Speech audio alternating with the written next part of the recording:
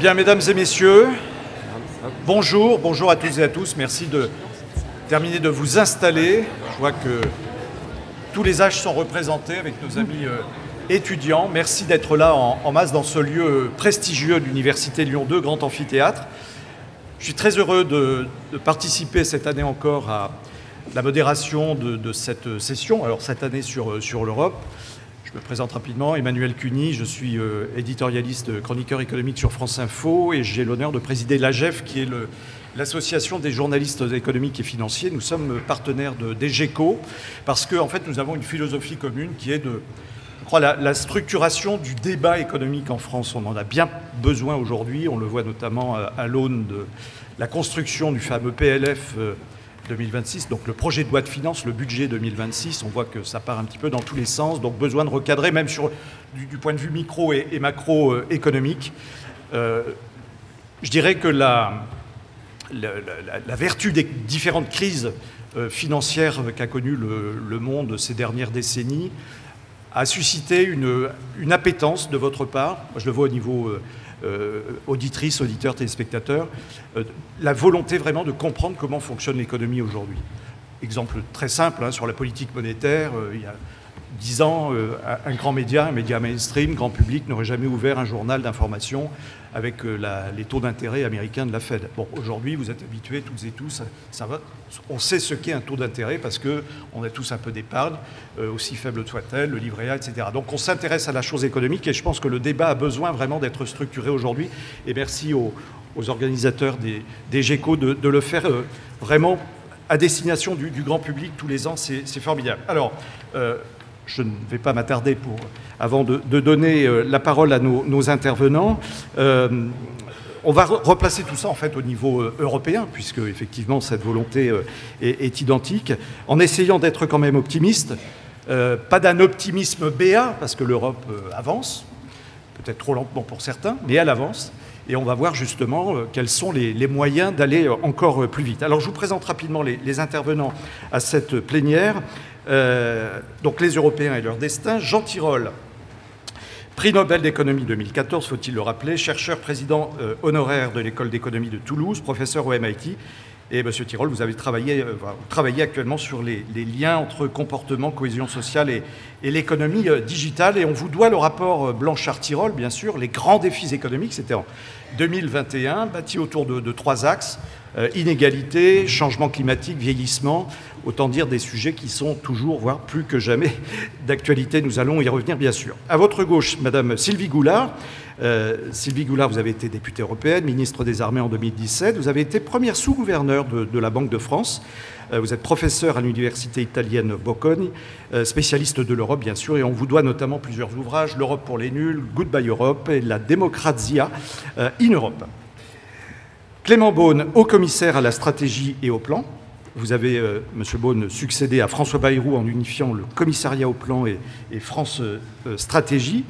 Avant d'être nommé ministre des Affaires européennes de 2020-2022, vous avez notamment été conseiller spécial du président de la République, Emmanuel Macron, sur les questions européennes, puis son conseiller G20.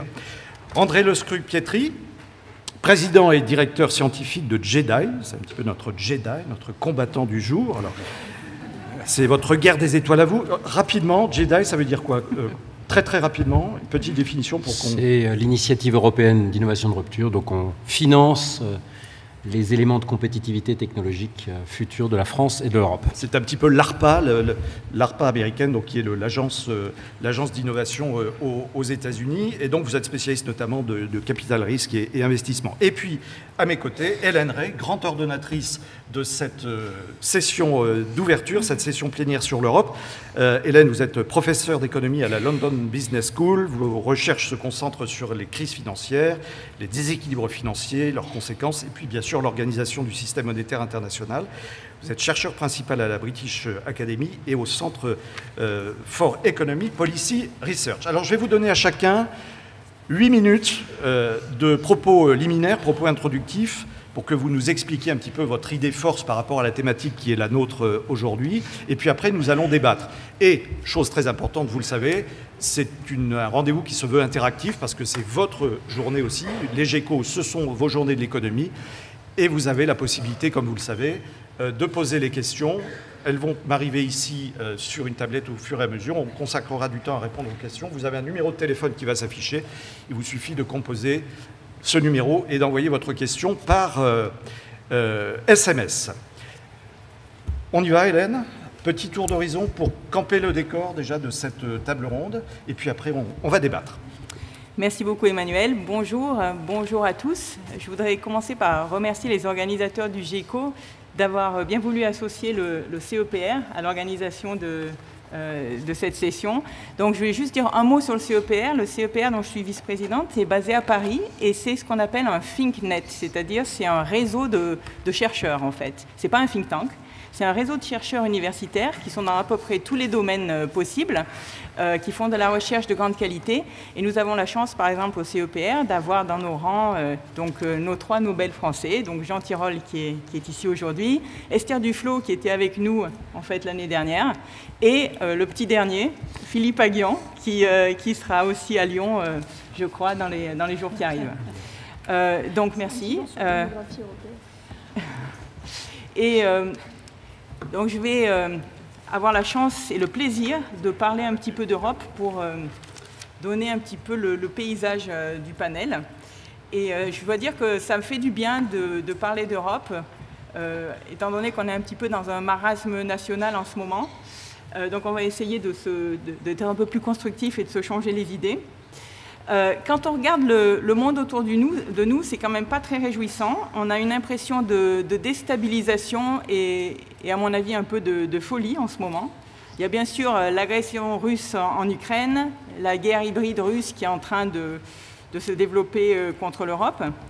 Et il y a la rivalité Chine-États-Unis qui est très présente et qui domine beaucoup de choses en relations internationales à présent et aussi du point de vue économique.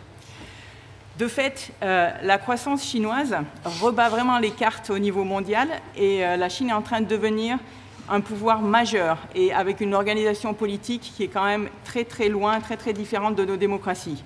Donc pour rappel, la population chinoise c'est quand même 1,4 milliard d'individus. La population de l'Union européenne c'est 450 millions et les États-Unis c'est 350 millions d'habitants. Donc on voit la puissance chinoise qui, dans la carte mondiale qui est en train de se construire. Si on regarde du côté de l'Ouest, du côté des États-Unis, eh bien, les États-Unis sont en train de prendre une tournure qui est quand même très autoritaire. Et très honnêtement, moi je ne sais pas où ça va s'arrêter. Il est très clair que les États-Unis se sont détournés du multilatéralisme, de leurs alliés, c'est-à-dire qu'ils se sont détournés de nous de façon assez claire, que le président Trump admire les dictateurs et que les institutions internationales sont attaquées par l'administration américaine, qu'on pense à l'Organisation mondiale de la santé, l'Organisation mondiale du commerce et j'en passe. Mais l'administration Trump attaque aussi les institutions américaines de la démocratie.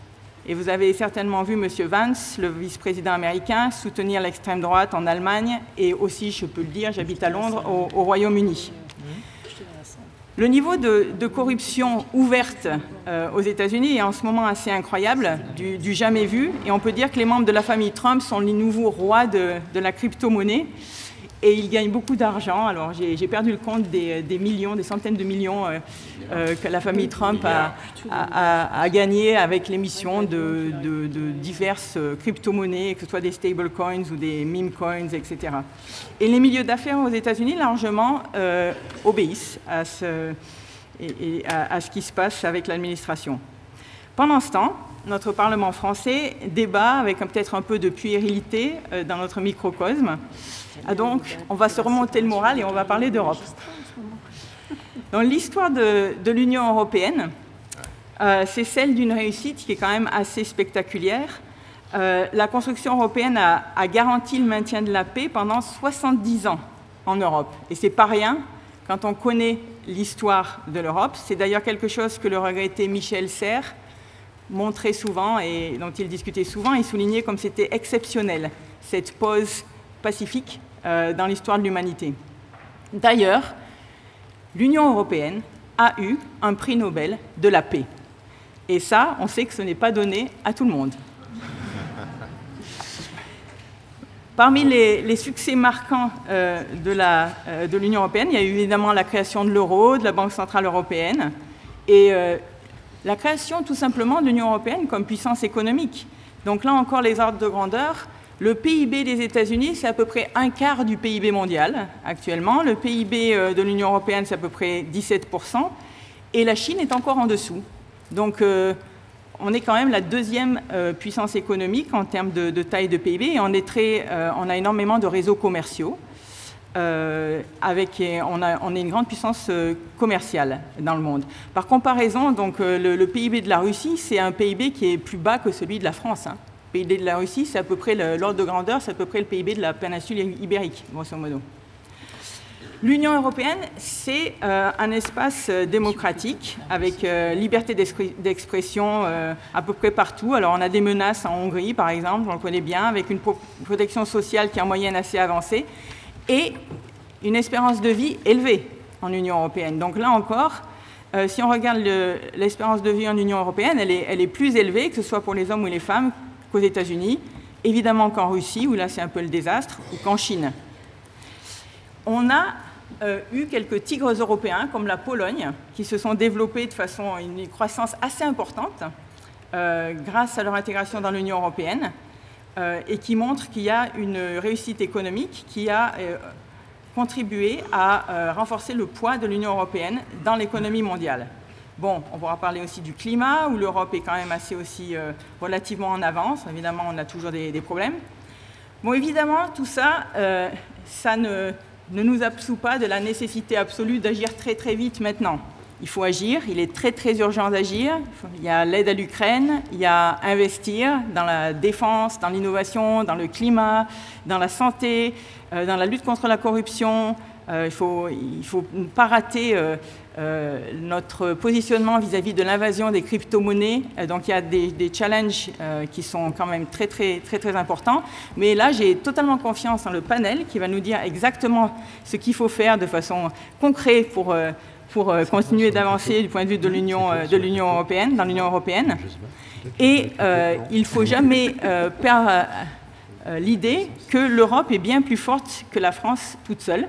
Mais en même temps, il faut vraiment aller vite et donc il faut passer à l'action. Donc je finirai en disant que Jean Monnet, qui était l'illustre prédécesseur du haut-commissaire, ici présent, dans ses mémoires disait « L'économie n'est pas seulement une question de bien-être matériel, elle constitue la base indispensable de l'indépendance et de la préservation de la démocratie. » Voilà, nous y sommes. Merci beaucoup. Merci Hélène, on peut vous applaudir. Voilà le décor bien campé et merci surtout pour la concision et j'invite tous les intervenants de cette table ronde à tenir les délais parce que nous avons beaucoup de choses à dire effectivement et à débattre. Jean Tirole, quand on parle Europe, évidemment on évoque l'aventure commune mais aussi la souveraineté dans des tas de secteurs en matière d'innovation notamment.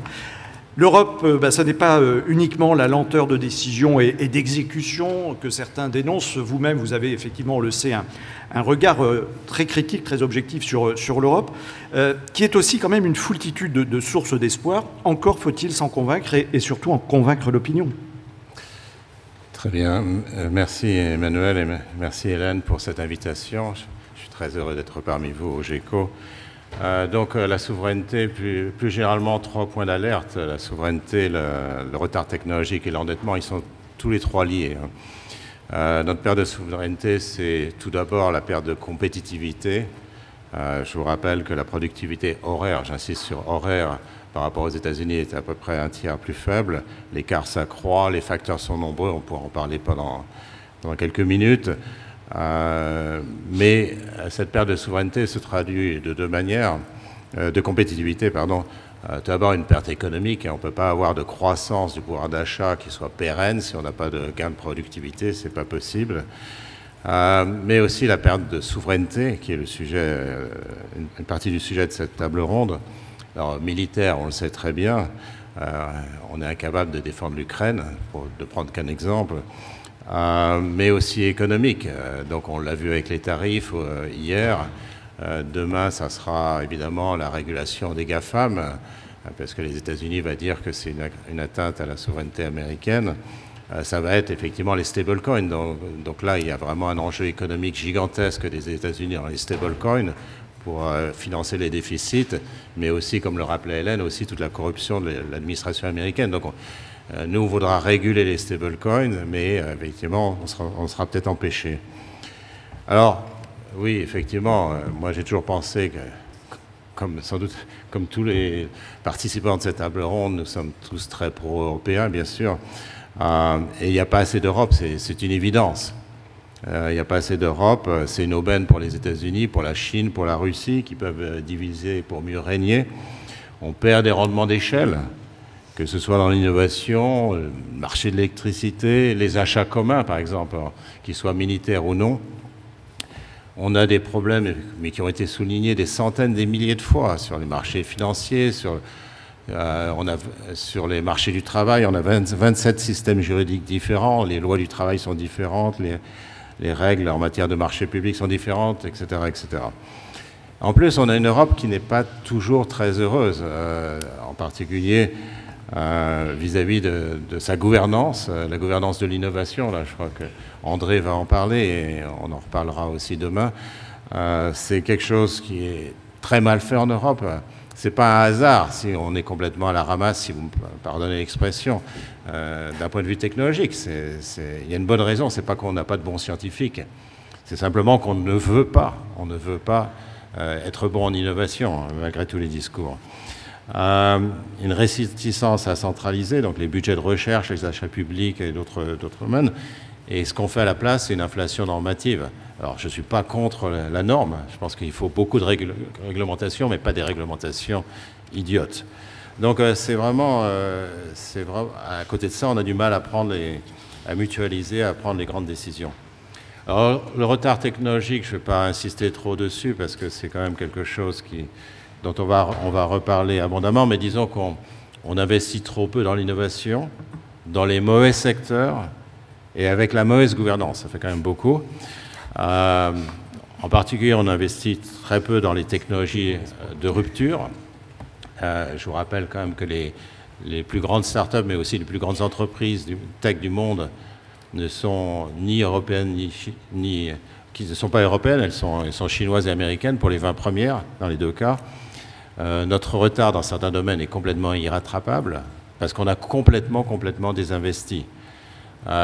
Et on a investi dans des secteurs un peu mid-tech. J'avais fait un rapport il y a 1 an et demi avec des gens de la Bocconi et de Munich, et on montrait qu'effectivement, on dépense énormément dans le secteur automobile. La recherche privée, en particulier, dépense énormément dans le secteur de l'automobile, qui est en concurrence frontale avec la Chine et Tesla, évidemment. Et on est en retard par rapport à eux. Donc c'est vraiment, on passe complètement à côté de la biotech et de la tech, concrètement. Alors qu'on a les scientifiques pour le faire. Quant au budget de l'Europe, je pense qu'André va en parler, mais c'est aussi, il est très faible, mais aussi il est très mal employé. Le budget de l'innovation de l'Europe est très mal employé. En gros, c'est une façon de financer la PME et de faire quelques dons à des entreprises, mais il n'y a pas de politique scientifique, à proprement parler. Enfin, dernier domaine, mais tout ça, c'est quand même assez lié, c'est pas la même chose, mais c'est l'endettement. Donc, j'imagine que vous en avez assez d'entendre parler de l'endettement. Mais le problème, je dirais, c'est moins les 115% de la dette. Alors, les 115%, évidemment, il faut rajouter la retraite, parce que ça étonnera certains d'entendre que la retraite, ça ne fait pas partie de la dette de la France. On n'a aucune dette vis-à-vis des retraités. Et d'autres formes d'engagement. Mais c'est une chose. Alors évidemment, la dette est montée de 30% en 1975 à 115% aujourd'hui. Mais c'est aussi le mur dans lequel nous nous plaçons, c'est-à-dire les nouvelles dépenses. Il va falloir investir beaucoup en climat, en éducation, en santé, en défense, en travail. Et puis amortir le choc de l'IA aussi, il ne faut pas oublier, ça arrive très vite. Et à côté de ça, on n'a aucune perspective de croissance, de création de richesse. Les élections, vous regardez les dernières élections, elles parlent uniquement de consommation. Elles ne parlent jamais d'investissement et de croissance, pratiquement. Alors, je force le trait comme d'habitude, mais il faut un petit peu, il faut le dire. Il faut le dire, c'est-à-dire qu'est-ce qui va créer cette richesse qui va assurer notre pouvoir d'achat et notre souveraineté? Est-ce qu'on ne fait pas simplement que de léguer des nouvelles dettes à nos enfants, qu'elles soient les dettes climatiques, les dettes financières et autres, la dette éducationnelle et autres? Alors à côté de ça, nous on adopte, tous les pays l'adoptent bien sûr, mais la pensée à somme nulle. Hein. On voit l'économie comme étant un gâteau de taille fixe. Ça existe dans tous les pays. Et dans tous les pays, c'est de gauche comme de droite. D'ailleurs, ça l'est en France. Et je vous rappelle quand même que le président américain est vraiment le parangon de la pensée à somme nulle. On essaie d'attraper ce qui passe, en quelque sorte. Hein. Mais ce n'est pas ça qui fait un pays, ce n'est pas ça qui fait une nation. Et on le voit dans le débat actuel. Le débat actuel, je ne vois toujours pas comment ça va créer des leviers pour la croissance. J'ai utilisé l'expression qu'on déplace des transats pendant que le Titanic coule. Non, le Titanic n'est pas encore dans l'iceberg, mais il s'en rapproche, mais personne ne réagit. Alors on parle de taxes nouvelles. Alors je ne vais pas vous refaire le film sur la taxe Zuckman. Vous avez entendu pendant un mois ou deux, effectivement, les arguments à gauche, à droite, tous les arguments sur cette taxe. Je veux juste faire un point qui est différent. Taxe Zuckman, on est en train de parler de 5 milliards. Il faut trouver aujourd'hui 120 milliards par an si on veut stabiliser la dette. 120 milliards. Et donc moi, ce dont j'ai peur, c'est qu'on utilise la taxe Zuckman ou une autre taxe ou n'importe quoi, comme un cache-sexe en quelque sorte. On essaie d'oublier qu'il va falloir changer notre politique. Et donc, et c'est pas un jugement de valeur, c'est simplement le fait qu'on n'est pas en train de réaliser qu'on s'approche de l'iceberg. Alors, aujourd'hui, la dette est détenue, je finis donc, la dette est détenue à moitié par les étrangers. Nous ne sommes pas encore dans le scénario espagnol ou grec ou italien d'avant, vers 2010-2012, bien sûr. Mais ou bien on arrive à un accord politique pour changer les choses. Le scénario à l'italienne avec des Mario Monti ou Draghi, j'y crois pas trop, simplement parce que les Français n'en voudraient pas. Et à ce moment-là, si on a un problème, si on y arrive, encore une fois, nous n'y sommes pas, dans ce cas-là, il faudra faire appel au MES européen, au FMI, à la Banque Centrale Européenne, et en échange, il y aura une demande d'ajustement. Et qu'est-ce qui se passera à ce moment-là? Je n'en sais rien. Mais le fait est que les députés devront voter des mesures qui réduiront le déficit budgétaire. Et c'est quand même une source d'inquiétude importante. Je vous remercie. Merci Jean Tirole, on peut vous applaudir. Voilà. Un regard sans concession et effectivement les bonnes questions avec cet exemple récurrent de la taxe Zuckman qui est effectivement au cœur du débat et au cœur de la problématique. On disait tout à l'heure que le débat économique a besoin d'être structuré. Je crois que la taxe Zuckman est justement par son aspect technique, on y voit très peu clair et tout le monde dit un peu tout et n'importe quoi autour de ça. Donc ça mérite effectivement de... On aura l'occasion d'y revenir d'ailleurs parce que ça fait partie des questions liées à la compétitivité de l'Europe. Alors Sylvie Goulard. Oui, alors Hélène et puis après... Je voulais juste une réaction très courte parce que c'était assez quand même pessimiste, Jean, là. Je laisse pour la deuxième partie. Non, mais juste sur un point, tu disais... oui, alors, par exemple, on subventionne les voitures et clairement, le train est parti pour les voitures, quoi. On n'arrivera pas à rattraper, c'est irrattrapable, etc. Mais, souviens-toi, donc la Chine, pour eux, le train de la voiture thermique était parti, c'est-à-dire qu'ils n'arrivaient pas à faire des voitures thermiques en Chine. Et en fait, ce qu'ils ont fait, c'est qu'ils ont fait les voitures électriques, une nouvelle technologie, ils ont fait ce qu'on appelle en économie le leapfrogging, et du coup, maintenant, ils sont totalement dominants. Donc, je pense qu'il ne faut peut-être pas baisser totalement le... Ah non, je ne baisse pas les bras. Je crois qu'il y a deux façons de procéder, tu l'as dit. Une, c'est de faire du leapfrogging et utiliser les cerveaux qu'on a, effectivement, pour déjà commencer par des niches. On ne va pas créer un nouveau cloud comme ça, même s'il faut le créer par ailleurs. C'est pas le sujet, on a trop de retard. Il faut arriver à trouver des niches technologiques qui demandent des financements relativement faibles. Et ensuite, il faut... Alors, la politique industrielle a tendance à mieux marcher quand, évidemment, on a accès aux technologies. Par exemple, la Chine a investi des quantités monumentales dans les semi-conducteurs. n'y est pas complètement arrivé, alors que dans d'autres domaines, ils y sont arrivés, mais c'est parce qu'ils n'ont pas pu importer la technologie à la frontière. Et alors ça, on peut demander aujourd'hui, évidemment, à l'Amérique de nous donner sa technologie à frontière, c'est pas facile, mais disons que, en général, ça marche. Quand on a la bonne gouvernance, les bons moyens, et qu'on a la technologie à frontière, on peut aussi rattraper son retard. Alors, on va y revenir largement, bien sûr, puisque c'est le cœur de notre débat. Nous allons poursuivre les propos liminaires, puis après, on va rentrer vraiment dans la confrontation d'idées.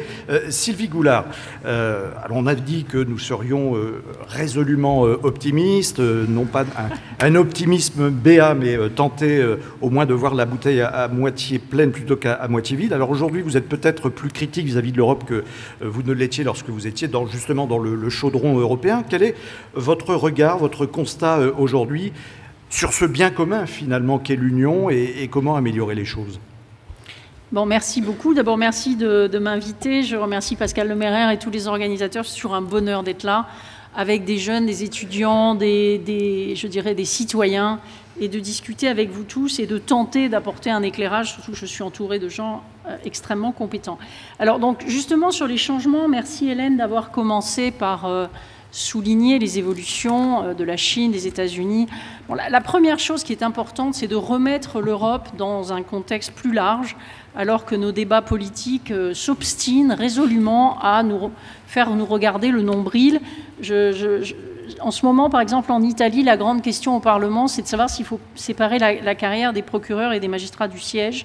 Je pense qu'un jour, les historiens, et je ne jette pas la pierre aux Italiens, nous, on a nos problèmes, mais voilà. Donc, d'abord, se décentrer un peu, arrêter de regarder le monde comme nous voudrions qu'il soit, et le regarder tel qu'il est. Et c'est pour ça que, personnellement, je pense qu'il y a un temps pour être optimiste, c'est le temps où on met en œuvre des politiques. Mais il y a un temps, aujourd'hui, pour les Européens, c'est celui de la lucidité, et peut-être, on pourrait le dire en des termes encore plus crus, quoi. Il faut qu'on se bouge sérieusement, et qu'on comprenne que la situation est extrêmement grave. Elle n'est pas du tout désespérée, je pense qu'on a énormément d'atouts. Enfin, ça suffit de reporter. Donc, je ne vais pas rentrer dans tout ça. En plus, il y a le rapport Draghi, le rapport Letta, il y a plein de bonnes choses. Alors, quelles sont les 4 difficultés, à mon avis, que nous avons? Et sincèrement, ceux qui me connaissent et qui ont lu mes bouquins savent que je n'ai pas commencé à être critiquée à partir du moment où je suis partie de Bruxelles. Premièrement, il est évident que nous payons le prix d'une Europe inachevée. Et tu vois, Hélène, tu as agrégé les chiffres européens. Et je suis toujours frappée, c'est facile de dire, alors on est 450 millions, on est plus nombreux que les Américains, etc. Sauf que nous ne décidons pas dans tous les domaines pour tout le monde, et que cette fragmentation a même un effet sur les secteurs où nous croyons avoir mis en commun. Je prends un exemple tout bête. La négociation commerciale avec les États-Unis, ça a été dit par la responsable à la Commission européenne de la direction générale, Sabine Weyand, elle n'a pas eu lieu sur le commerce. Elle n'a pas eu lieu sur le commerce. Elle a eu lieu sur la défense, sur la protection que les Américains nous donnent. Donc, on a des trous dans la raquette énormes, parce que si vous regardez les traités, je suis désolée de le dire, parce que moi j'ai passé ma vie à me battre pour qu'elle existe, avec quelques autres ici, mais l'Europe, entre guillemets, n'existe pas en matière de défense et de diplomatie. Ce sont les États qui sont compétents. Si nous le voulons, nous ne devons pas nous plaindre qu'elle n'existe pas. Si nous voulons qu'elle existe, nous devons peut-être faire des pas. Moi, c'est à ça que j'invite. Ce n'est pas pessimiste ou optimiste. C'est clairement, une Europe inachevée et un phénomène de détricotage, y compris des secteurs que nous avions tricotés. Deuxièmement, un manque de rigueur. Et là, enseignant en Italie et président d'un institut en Allemagne, j'ai tendance à dire, comme je suis devant un public essentiellement français, attention quand même à ne pas se prendre pour le moteur de l'Europe quand on ne respecte pas les engagements qu'on a pris. Ce que j'entends au quotidien chez nos partenaires, et pas seulement dans ces 2 pays, c'est « mais qu'est-ce que vous fabriquez les Français ?» C'est vous qui avez voulu l'euro, je le répète, ce n'est pas l'Allemagne qui a voulu l'euro, contrairement à ce qu'on a entendu dans la crise financière. C'est la France qui était en pointe. La France a pris des engagements parce qu'il y a eu des compromis qui ont été faits. Engagements qui, d'ailleurs, si nous étions à peu près à 60% de dette par rapport au PIB, nous donneraient des marges de manœuvre. Donc, ce n'est pas pour faire plaisir à Bruxelles, c'est aussi parce que être raisonnable, ça peut avoir du sens. Donc, nous ne sommes pas assez rigoureux. Et ne sous-estimez pas, et là, franchement, je ne suis pas très optimiste, ne sous-estimez pas ce que pensent nos partenaires de nous. On va voir ce qui va se passer, par exemple, sur l'avion de combat, que nous avions lancé avec Ursula von der Leyen quand j'étais ministre des Armées, même si ça a été annoncé après. eh bien, l'avion de combat, l'Allemagne va peut-être se retirer pour le faire avec quelqu'un d'autre parce que les Français jouent une carte trop nationale. Donc voilà, encore une fois, on ne fait pas l'Europe tout seul, on la fait avec d'autres, il faut les supporter, c'est comme ça. Troisièmement, il faut qu'ils nous supportent aussi. Troisièmement, je crois que nous avons, alors ça je l'ai écrit depuis des années, je pense que nous avons mené les élargissements d'une manière inconsidérée. Non pas, alors encore une fois, non pas que les pays qui nous ont rejoints ou qui pourraient nous rejoindre n'ont pas des qualités, des atouts, une valeur, voilà. Mais Jean Monnet disait que l'Europe, ce n'était pas une alliance d'États, c'était une union d'hommes et de femmes. À l'époque, il disait nous unissons les hommes, mais au sens les hommes et les femmes. Et c'est très important. Quelle Europe voulez-vous, vous les citoyens ? Est-ce que vous voulez seulement une organisation internationale dans laquelle on dit qu'on arrive à des résultats en additionnant les États autour de la table? Donc moi, j'avais pris position en 2004 sur l'adhésion de la Turquie qui me paraissait mal engagée, et je crois que l'histoire ne m'a pas donné entièrement tort. Et en ce moment, en décembre 23, après l'invasion de l'Ukraine par la Russie, événement très grave, la réponse européenne a consisté à proposer un élargissement à l'Ukraine, la Géorgie, les pays des Balkans, la Moldavie, pour d'excellentes raisons. Mais si nous n'avons pas un plan pour faire en sorte que ce soit un succès, ces promesses sont du baratin. Or, on ne raconte pas des histoires à des gens qui sont sous les bombes et à qui on a enlevé leurs enfants. Et je me désole de voir que quasiment 2 ans après, il n'y a toujours pas de plan construit. Après, on peut en débattre. Est-ce qu'on veut garder, par exemple, la structure du budget actuel dans laquelle les 2 principaux postes sont la politique agricole commune et la cohésion, avec des pays beaucoup plus pauvres et des pays dans lesquels il y a de l'agriculture très intensive. Enfin bon, bref, on peut discuter, on peut vouloir ce qu'on veut, mais le problème, c'est qu'on n'a pas encore vu une page A4 pour accompagner ce qu'on nous présente comme le grand projet géopolitique. Alors, je pourrais dire très longuement, les élargissements précédents ont beaucoup apporté, mais par exemple, le premier point qu'on pourrait mettre dans ce plan, c'est qu'on prévoit aussi que les pays qui ne respectent plus leurs engagements en matière de droits de l'homme et d'état de droit, eh ben, on peut les placer devant leurs responsabilités. On pourrait d'ailleurs le mettre pour le pacte de stabilité, ça serait assez marrant. 4e point, je vais trop vite, mais il y a une promesse de prospérité et d'équité qui n'a pas été entièrement tenue. Je crois qu'il faut avoir le courage de le dire, on ne le dit pas assez, et on jette la pierre aux gens qui votent pour des partis populistes sans voir qu'ils ont tout bêtement des problèmes énormes de fin de mois, de logement, de santé, domaines qui ne sont pas les compétences européennes, mais dans lesquels notre coopération à plusieurs niveaux n'a pas permis d'aboutir. Alors des pistes, rapidement. Premièrement, il faut lutter contre la facilité. Que ce soit en matière économique ou en matière politique, nous nous sommes laissés vivre. Nous avons pensé que nous aurions tous les avantages de l'Union, et regardez sur l'euro, nous les avons, puisque malgré une dette énorme, les marchés ne sont pas tombés sur nous, nous n'avons pas eu à dévaluer, puisqu'on ne peut pas dévaluer dans la zone euro, etc. Mais il y a une facilité à s'installer dans ce système sans voir qu'on doit y travailler et y apporter quelque chose. Donc deuxièmement, c'est largement un problème moral, à mon avis. C'est-à-dire qu'est-ce que nous voulons faire avec l'avenir de l'Union européenne? Est-ce que nous en restons là? Est-ce que nous voulons passer à une entité beaucoup plus intégrée qui, dans un monde d'États, il faut se poser la question, est un État ou n'est pas un État? En ce moment, nous nous comparons en permanence avec les États-Unis ou la Chine. Et ça veut dire que nous nous comparons à des États puissants, adossés à un nationalisme fort, dotés d'un budget, d'une armée, de tous les instruments. Et nous faisons la course. C'est comme si vous vouliez faire un jogging avec des palmes. Je suis désolée, on n'est pas équipés. On n'est pas équipé. Alors de 2 choses l'une, soit on dit que dans le fond, on ne veut pas franchir cette étape, c'est possible, mais dans ce cas-là, on arrête de pleurnicher. Et quand j'étais à la Banque de France, j'étais très frappée que même au sein de la BCE, qui est l'organe le plus intégré de l'Europe, on oscille en permanence entre l'usage de statistiques agrégées, intégrées, où on parle de toute l'Europe, et puis le niveau national qui revient tout le temps par la petite porte. Donc voilà. Est-ce que nous faisons partie d'une équipe d'Europe? Est-ce que nous sommes prêts à défendre un patriotisme européen? Quand on me parle de défense, on ne parle que de pourcentage du PIB. La défense, ça n'est pas seulement un pourcentage du PIB. Ce sont des gens qui sont prêts à mourir pour quelque chose. Est-ce que nous sommes prêts à mourir pour nos valeurs? Est-ce que nous sommes prêts à mourir pour nos voisins? Il y a un sondage extraordinaire, je ne jette pas la pierre aux Autrichiens, mais c'est en Autriche que je l'ai trouvé. Vous avez... Oui, j'arrête après. Mais sincèrement, il vaut son pesant d'or. Combien y a-t-il d'Autrichiens prêts à défendre leur pays? C'est un pays neutre, hein. Bon, donc ils ne sont pas dans des logiques militaristes, on les comprend. Mais il y a à peu près 15% des Autrichiens qui sont prêts à prendre les armes pour défendre leur pays. Il y a à peu près 15% des Autrichiens qui seraient d'accord pour aller aider les autres. Mais quand on pose la question à l'envers, qu'est-ce que vous attendez de la solidarité européenne? Il y a 85% des gens qui voudraient que les autres viennent aider en cas de pépin. Donc je trouve, et encore une fois, merci à l'Autriche, et ce n'est pas une critique, si nous ne sortons pas de ces contradictions, la question ce n'est pas d'être optimiste ou pessimiste, ce n'est pas le rapport Draghi ou pas, c'est que pour mettre en œuvre le rapport Draghi, il faut changer d'échelle. Et après tout ce qu'on a fait depuis la Seconde Guerre mondiale donne plutôt envie de continuer que de devenir des Chinois ou des Américains actuels. Merci. Merci Sylvie Goulard. Alors, Sylvie, non pas que je veuille vous interrompre, bien sûr, dans l'excellente démonstration et le positif, mais on va débattre justement de toutes ces questions. On va avoir l'occasion d'y revenir en détail. Je profite d'ailleurs de faire un petit coucou aux personnes qui nous regardent et nous écoutent à distance, puisque vous savez que les GECO, c'est aussi les moyens technologiques importants. Et donc, vous avez la possibilité, vous-même également à distance, qui nous regardez en live, de poser les questions. Je rappelle le principe, et y compris d'ailleurs pour la salle, vous avez un numéro de téléphone qui s'affiche.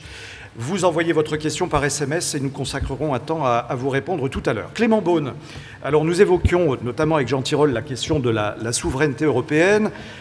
Évidemment, souveraineté ne veut pas dire protectionnisme, loin de là, mais c'est vrai que la tentation est parfois forte, grande, de dresser des murs pour se protéger des attaques extérieures. Je ne citerai que les droits de douane de Trump, on va y revenir également. Comment, Clément Beaune, construit-on aujourd'hui européen dans ce contexte justement géopolitique et économique mondial pour le moins tendu? Merci beaucoup et merci pour votre invitation. Pour moi, c'est la première participation au GECO, donc j'en suis d'autant plus heureux et de retrouver sur ce panel des gens non seulement très compétents, mais que j'estime beaucoup personnellement, avec lesquels, notamment, chère Sylvie, toi-même, on a mené les combats européens et ça n'est pas fini.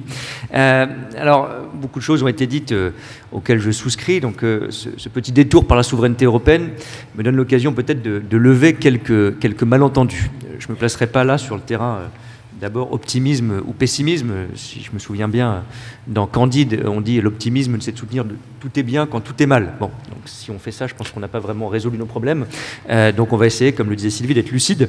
Mais ça veut dire aussi être lucide sur les concepts qu'on utilise. Dans un amphithéâtre un peu comme celui-ci, à la Sorbonne, il y a maintenant 8 ans, le président de la République a prononcé ce fameux, je crois, discours de la Sorbonne sur l'Europe et sur la souveraineté européenne en particulier. Bon, il faut peut-être définir, alors j'ose avec modestie me lancer dans les concepts de souveraineté dans un lieu d'enseignement, mais disons que la souveraineté telle qu'on l'imaginait dans ce discours et dans ce projet européen, je la définirais très simplement comme une capacité à défendre ou à promouvoir ses intérêts et ses valeurs.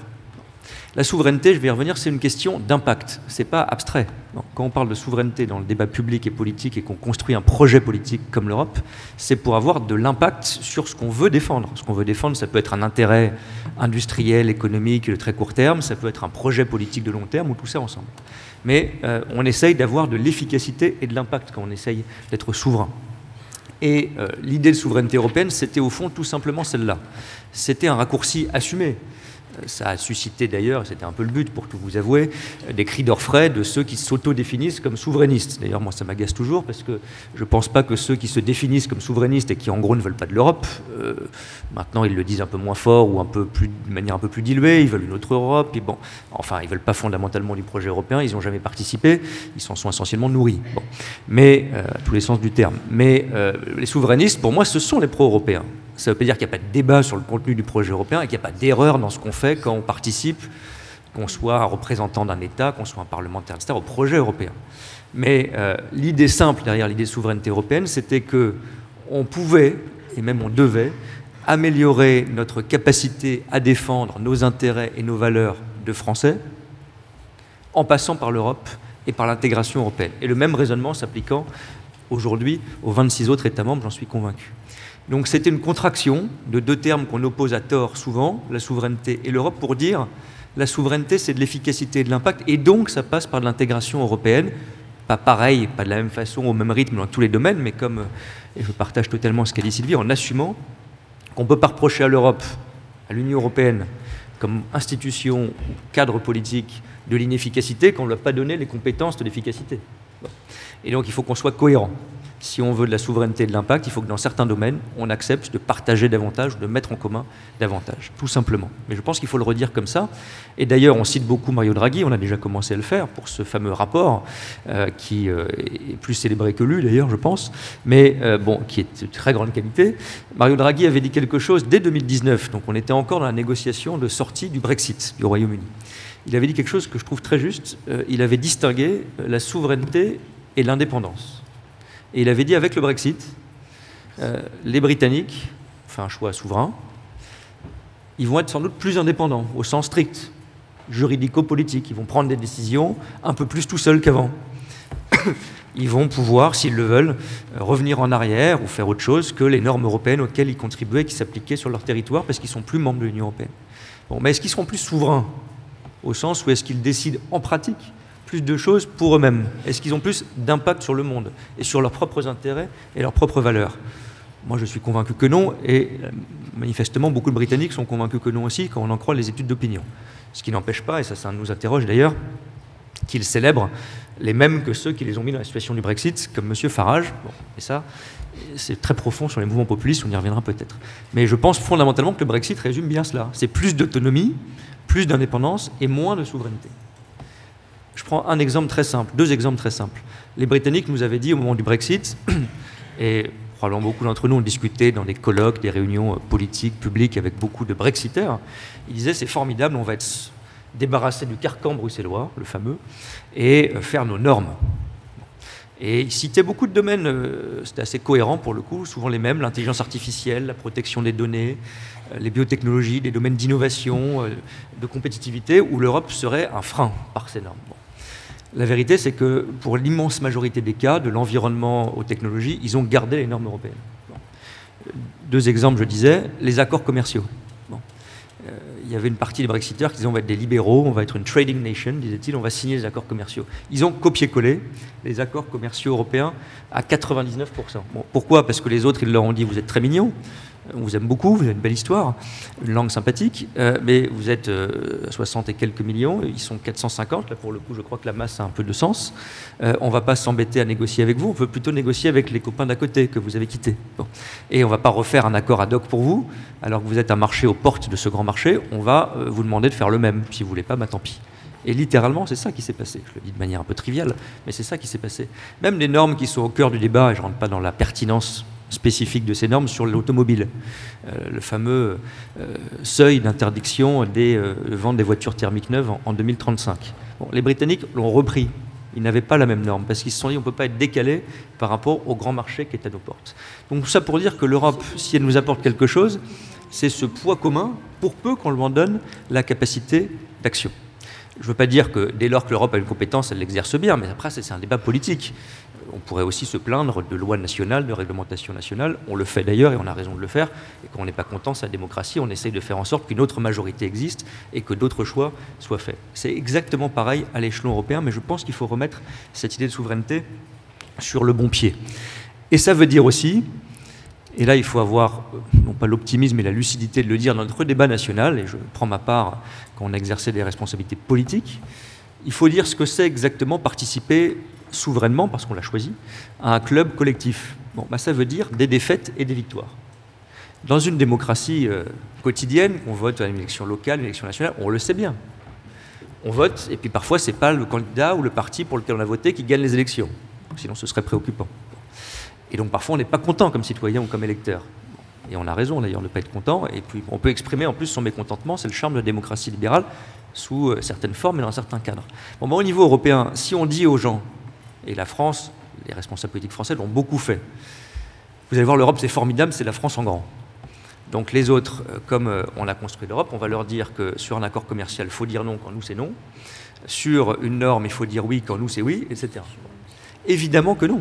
Bon, ça paraît évident parce qu'on vote en Europe. On vote au Parlement européen, on vote au Conseil, entre les États membres, et puis chacun a son poids.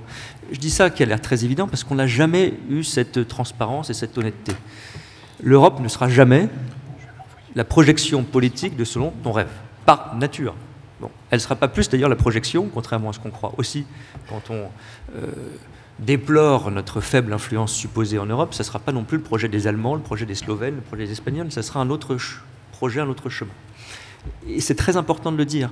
On combat la meilleure, je crois que c'est d'ailleurs toi, chère Sylvie, qui m'avait donné cette formule que je mets à ma sauce, la meilleure politique d'influence en Europe, c'est l'excellence. C'est-à-dire, c'est travailler, c'est convaincre, c'est faire des relais, c'est créer des coalitions politiques.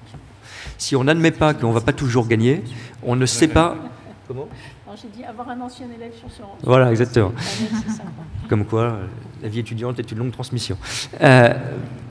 Et donc, là, mais c'est très important, parce que si on n'admet pas cette idée, on ne sera jamais convaincu et efficace dans le projet européen. En revanche, quand on se donne les moyens d'avoir une idée, de la défendre et de la faire gagner, je me tais après, je prends juste, pour faire boucler la boucle, le parallèle avec le discours de la Sorbonne. On a beaucoup dit, le discours de la Sorbonne, c'est un discours très français. Il a été fait dans un très bel amphithéâtre, qui avait une longue histoire, avec beaucoup de monde. Le président a parlé très longtemps, et il a donné une grande vision à long terme. Tout ça est vrai, et pas si mal d'ailleurs. Mais il y avait aussi 53 propositions. C'est un discours extrêmement technique. Pour celles et ceux qui veulent le relire, je vous y invite. Regardez ne serait-ce que sa longueur. C'est un discours technique assumé comme tel. Parce qu'en Europe, une fois que vous avez dit on va faire la souveraineté, on va être plus souverain en matière de défense, en matière de commerce, en matière de technologie, vous n'avez rien dit. Si en revanche on fait une proposition sur comment on construit un budget de la zone euro, ce que c'est le DSA et le DMA en matière de régulation numérique, là vous faites une proposition, oui. Là vous allez voir des pays qui sont au départ pas d'accord, vous en convainquez quelques-uns, et puis de plus en plus par un jeu de rapport de force et de conviction. Tout simplement. Et vous ne gagnez pas à chaque fois. Les 53 propositions de la Sorbonne, je vous le dis, scoop, elles ne seront jamais intégralement mises en œuvre. Parce que ce n'est pas le président de la République, le Parlement français, le gouvernement français qui décide tout seul. Mais beaucoup peuvent être mises en œuvre et sont mises en œuvre d'ailleurs parce qu'on a pris le temps du combat politique et de la conviction. Alors on va voir justement, on va voir dans le détail. Et je me tais. On ne sera pas exhaustif sur les 53 propositions, mais on va en extraire quelques-unes quand même. André Luscruc-Pietri, en matière de technologie et d'innovation, que l'on évoquait avec plusieurs d'entre vous, c'est évidemment au cœur de la problématique de la compétitivité de l'Europe aujourd'hui. Est-ce que l'Europe peut faire encore mieux pour gagner la bataille économique, technologique et militaire? Oui, bien sûr, vous allez nous le dire. Mais comment faire concrètement? Bonjour à tous, donc merci aussi de m'avoir invité. Je ne sais pas s'il y a une slide particulière qui va s'afficher, mais ça serait sympa. Moi, je vais commencer par une des lettres les plus fameuses dans le domaine scientifique qui a été écrite. C'était en août 1939. C'était Léo Szilard, qui est un immigrant hongrois, et Albert Einstein, un pacifiste convaincu, qui écrivent une lettre au président Roosevelt en disant, vous savez, on pense que la fission du noyau d'uranium pourrait dégager énormément d'énergie. Beaucoup d'entre vous connaissent cette lettre. Et il serait important qu'on fasse des recherches là-dessus. Et ça a donné le projet Manhattan, la bombe nucléaire et le nucléaire également civil. Mon message avec ça, c'est de dire, vous pouvez être le plus pacifiste du monde comme Einstein l'était. Sa conviction était que, alors il a certes regretté cette lettre quand il a vu Hiroshima après, mais sa conviction était que les pays démocratiques, s'ils ne maîtrisent pas leur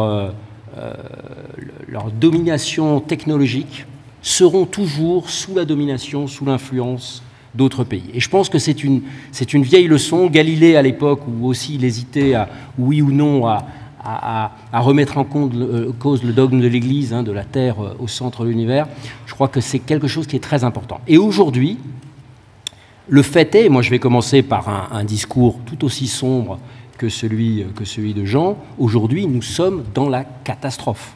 Il n'y a pas d'autre mot. Je donne quelques exemples. L'année dernière, 154 lancements américains de lanceurs spatiaux, dont 134 par SpaceX seul. Les Chinois, 68.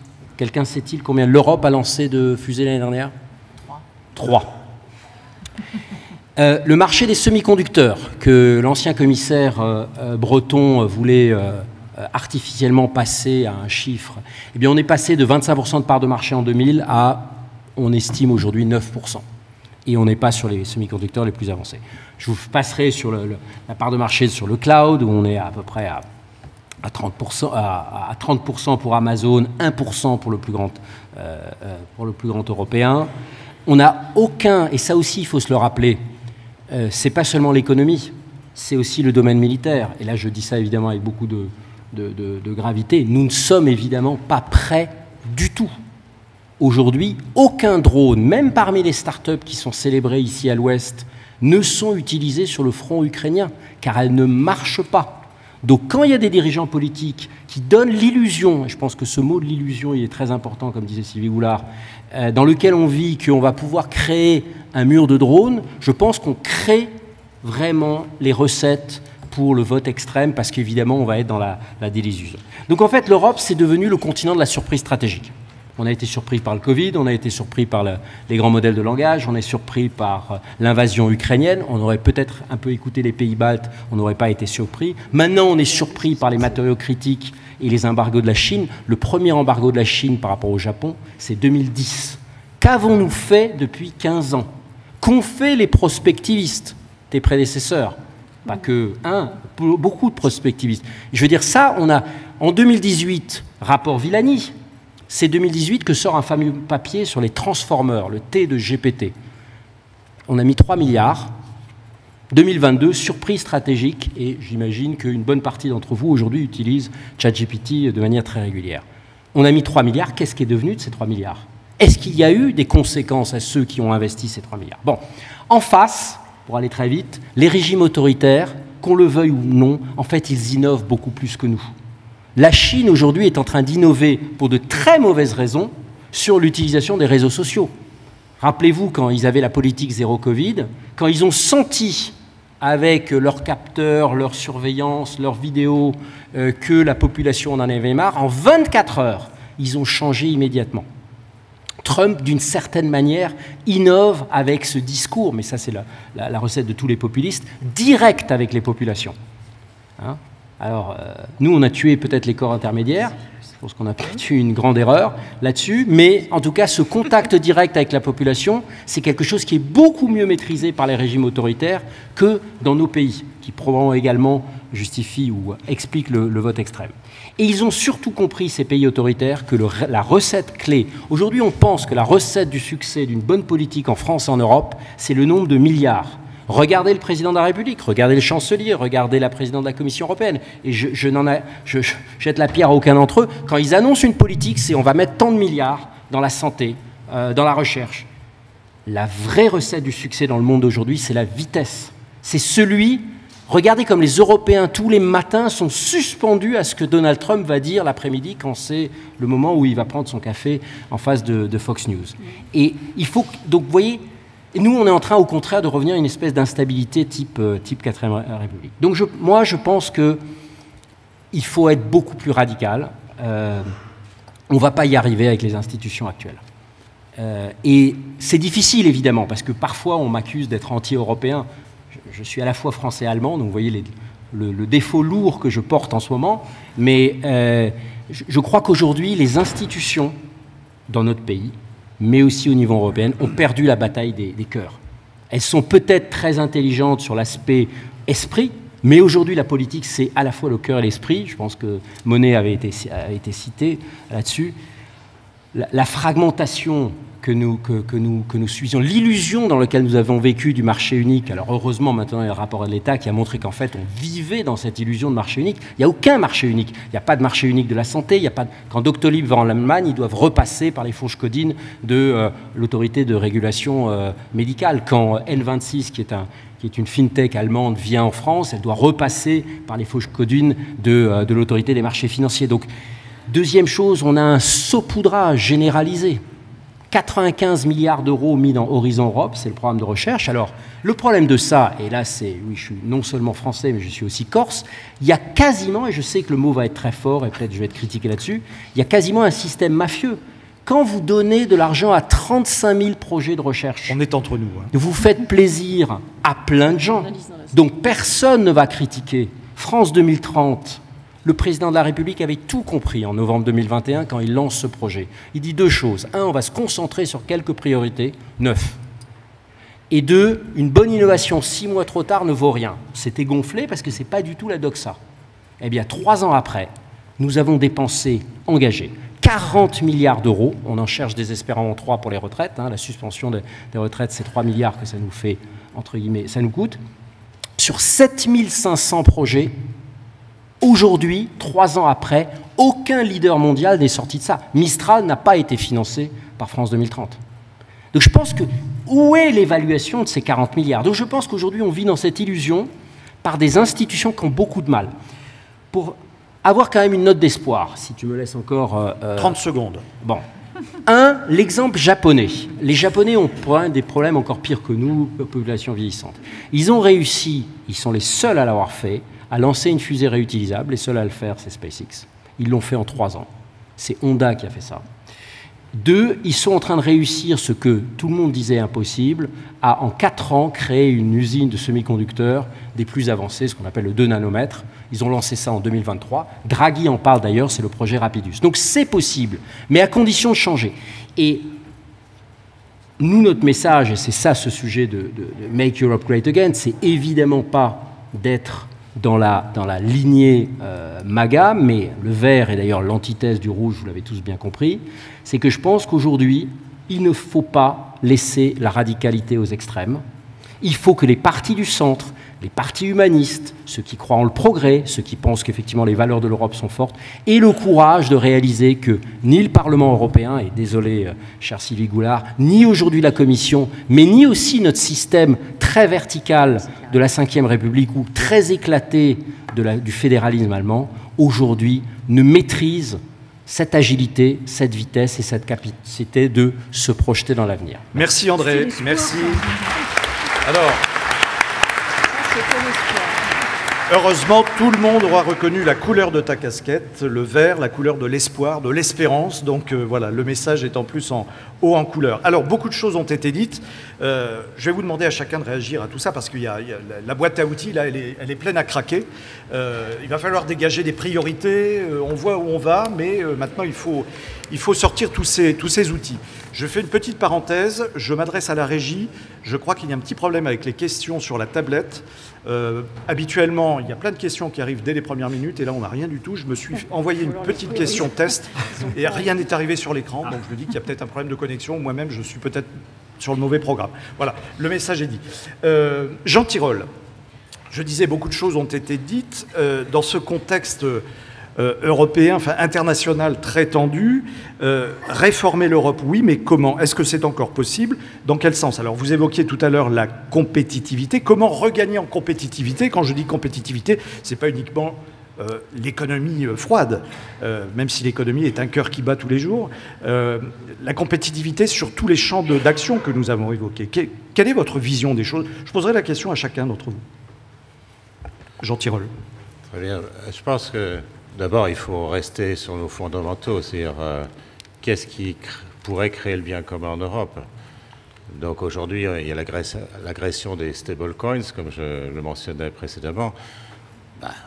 L'euro numérique, c'est important de le développer et faire en sorte que se développe en Europe. Enfin, je parle sous le contrôle de Sylvie, mais ça me paraît important de lancer ça, garder le droit de la concurrence. On a besoin de garder notre droit de la concurrence, garder la réglementation prudentielle des banques, mais la simplifier, bien sûr, pour que ça ne devienne pas de nouveau une bureaucratie. Mais il faut absolument garder tout ça, le contrôle aux frontières pour le carbone, etc. etc. Il faut s'accrocher à nos valeurs. Alors après, il y a un peu la question de l'efficacité, je crois que Clément en particulier en avait discuté, mais c'est très important. Donc il y a un an, on a eu le rapport Draghi. Le rapport Draghi, tout le monde était d'accord, c'est génial, il va falloir l'implémenter à 100%, etc. Et aujourd'hui, rien n'a été fait. On parle de dépenser plus, mais sans changer la gouvernance. Aujourd'hui, on a un problème fondamental de gouvernance. En France, on a parlé uniquement de combien il faudrait dépenser pour le rapport Draghi, mais c'est une question idiote. Il faut d'abord commencer par avoir un projet qui tient la route, et après, on trouve l'argent. Et pas le contraire, trouver l'argent d'abord, puis après se poser la question de comment on va le dépenser, me semble totalement à côté de la plaque, si vous me permettez. Donc les réformes, on les connaît, hein. Il faut recentrer sur les innovations de rupture, il faut faire comme c'est fait aux États-Unis avec les ARPA, les NIH, NSF, etc. Avoir les scientifiques qui décident. Aujourd'hui, ce ne sont pas les scientifiques qui décident en Europe, sauf pour le Conseil européen de la recherche. on veut augmenter le budget de l'innovation en Europe, mais on ne veut pas changer la gouvernance, donc ça va être de l'argent qui va être gaspillé de nouveau. Il faut introduire de la flexibilité dans l'argent, il faut la rapidité. Il faut aussi faire un certain nombre d'autres réformes. Je n'ai pas le temps d'en parler ici, mais donc on sait ce qu'il faut faire. Ce n'est pas le sujet, mais on voit très bien que les politiques n'ont pas la volonté de le faire. Ils sont dans l'annonce.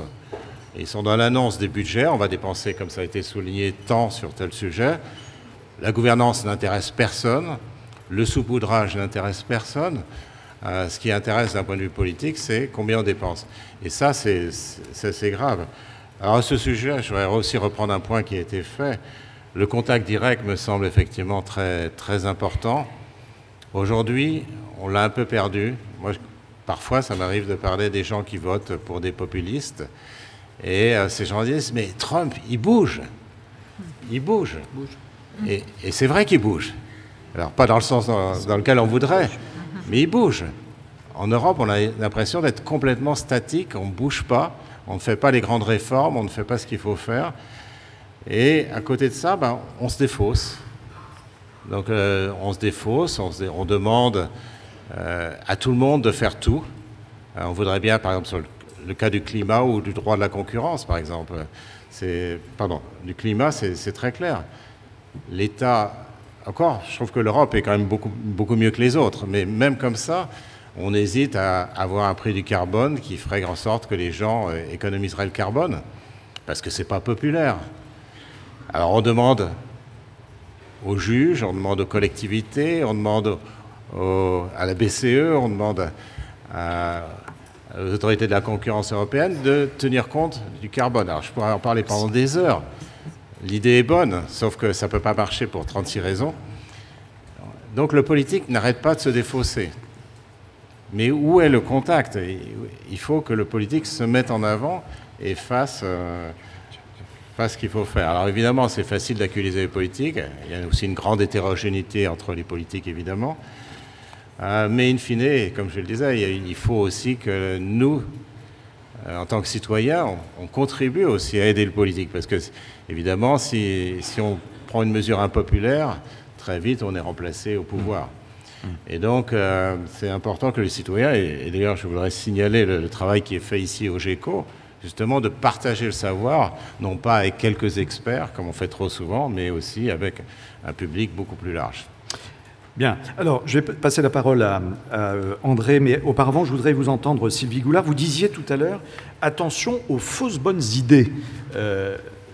On a parlé de la boîte à outils. Quelles sont à vos yeux les fausses bonnes idées et quelles sont vos priorités, finalement, par rapport à tout ce que l'on a dit jusqu'à présent? S'il fallait sortir, allez, on va dire 2 idées principales. D'abord, je pense que, et je ne crois pas qu'aucune des personnes à cette table ait la moindre fascination des régimes autoritaires, mais soyons quand même très vigilants sur ce plan. Parce que la démocratie a un coût, elle a un coût de temps, elle a un coût de discussion. Enfin, il ne faut pas qu'on tombe dans le piège consistant à dire, comme l'a dit très bien Clément, qu'on ne va pas toujours gagner et qu'il faut s'adapter aux autres et tenir compte de leurs avis, et d'un autre côté, être super agile. Voilà. Donc là, il y a vraiment une tension. Et il faut défendre aussi le temps de la démocratie, ce qui n'empêche pas comme citoyen, et je suis tout à fait d'accord avec ce que vient de dire Jean Tirole, les citoyens, vous êtes censés contrôler les politiques par votre vote, par votre capacité à analyser ce qu'ils vous proposent. Et moi, je voudrais dire un mot d'un sujet dont on a un peu parlé, mais de manière asymptotique, qui est la question non seulement du climat, mais aussi de la dégradation de la nature. Je crois que pour remotiver les citoyens, il faut que le projet ait du sens. Et une des choses qui m'a personnellement un petit peu gênée dans le rapport Draghi, alors je sais que oser critiquer le rapport Draghi, c'est terrible, la foudre va me tomber dessus, mais c'est de dire que, dans le fond, toute une réflexion scientifique qui existe aujourd'hui sur le fait qu'il y a des limites planétaires, que les ressources, c'est tout le travail du Stockholm Resilience Center et le professeur Rockström, etc., ce sont des gens qui disent, attention, nous sommes dans un monde où nous consommons déjà beaucoup plus de ressources qu'il n'y en a de disponibles. Et quand je dis nous, c'est pas mal nous les Occidentaux, parce qu'il y a quand même toute une partie du monde qui consomme très peu.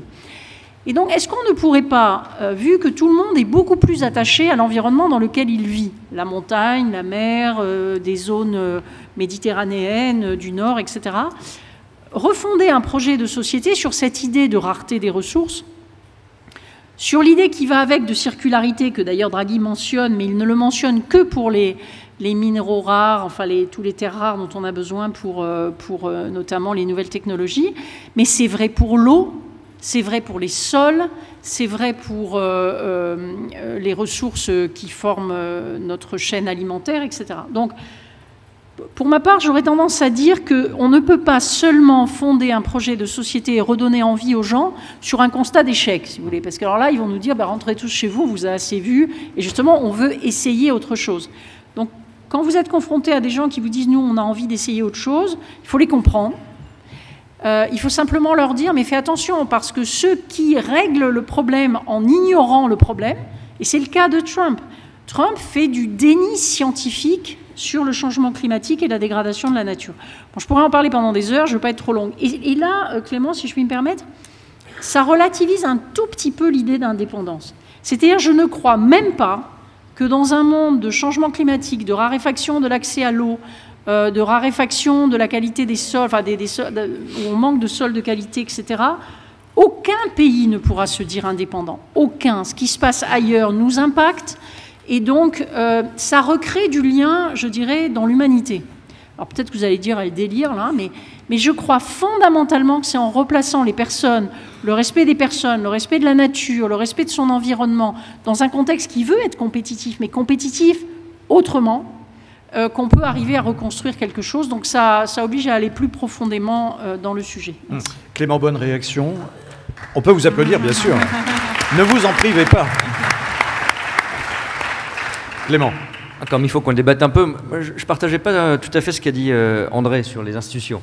Je pense qu'on est d'accord sur l'idée on l'a dit, peut-être trop dit d'ailleurs, qu'on n'était pas dans une super situation, qu'il ne fallait pas qu'on reste sur le même modèle. Bon. Mais soyons pragmatiques là aussi et soulevons un peu le capot.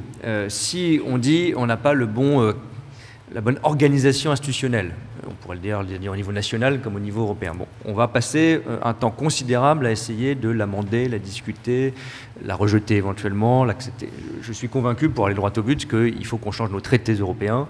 On l'a fait dans le passé, ça a fait partie de l'intégration européenne et ça en fera partie à nouveau. Bon.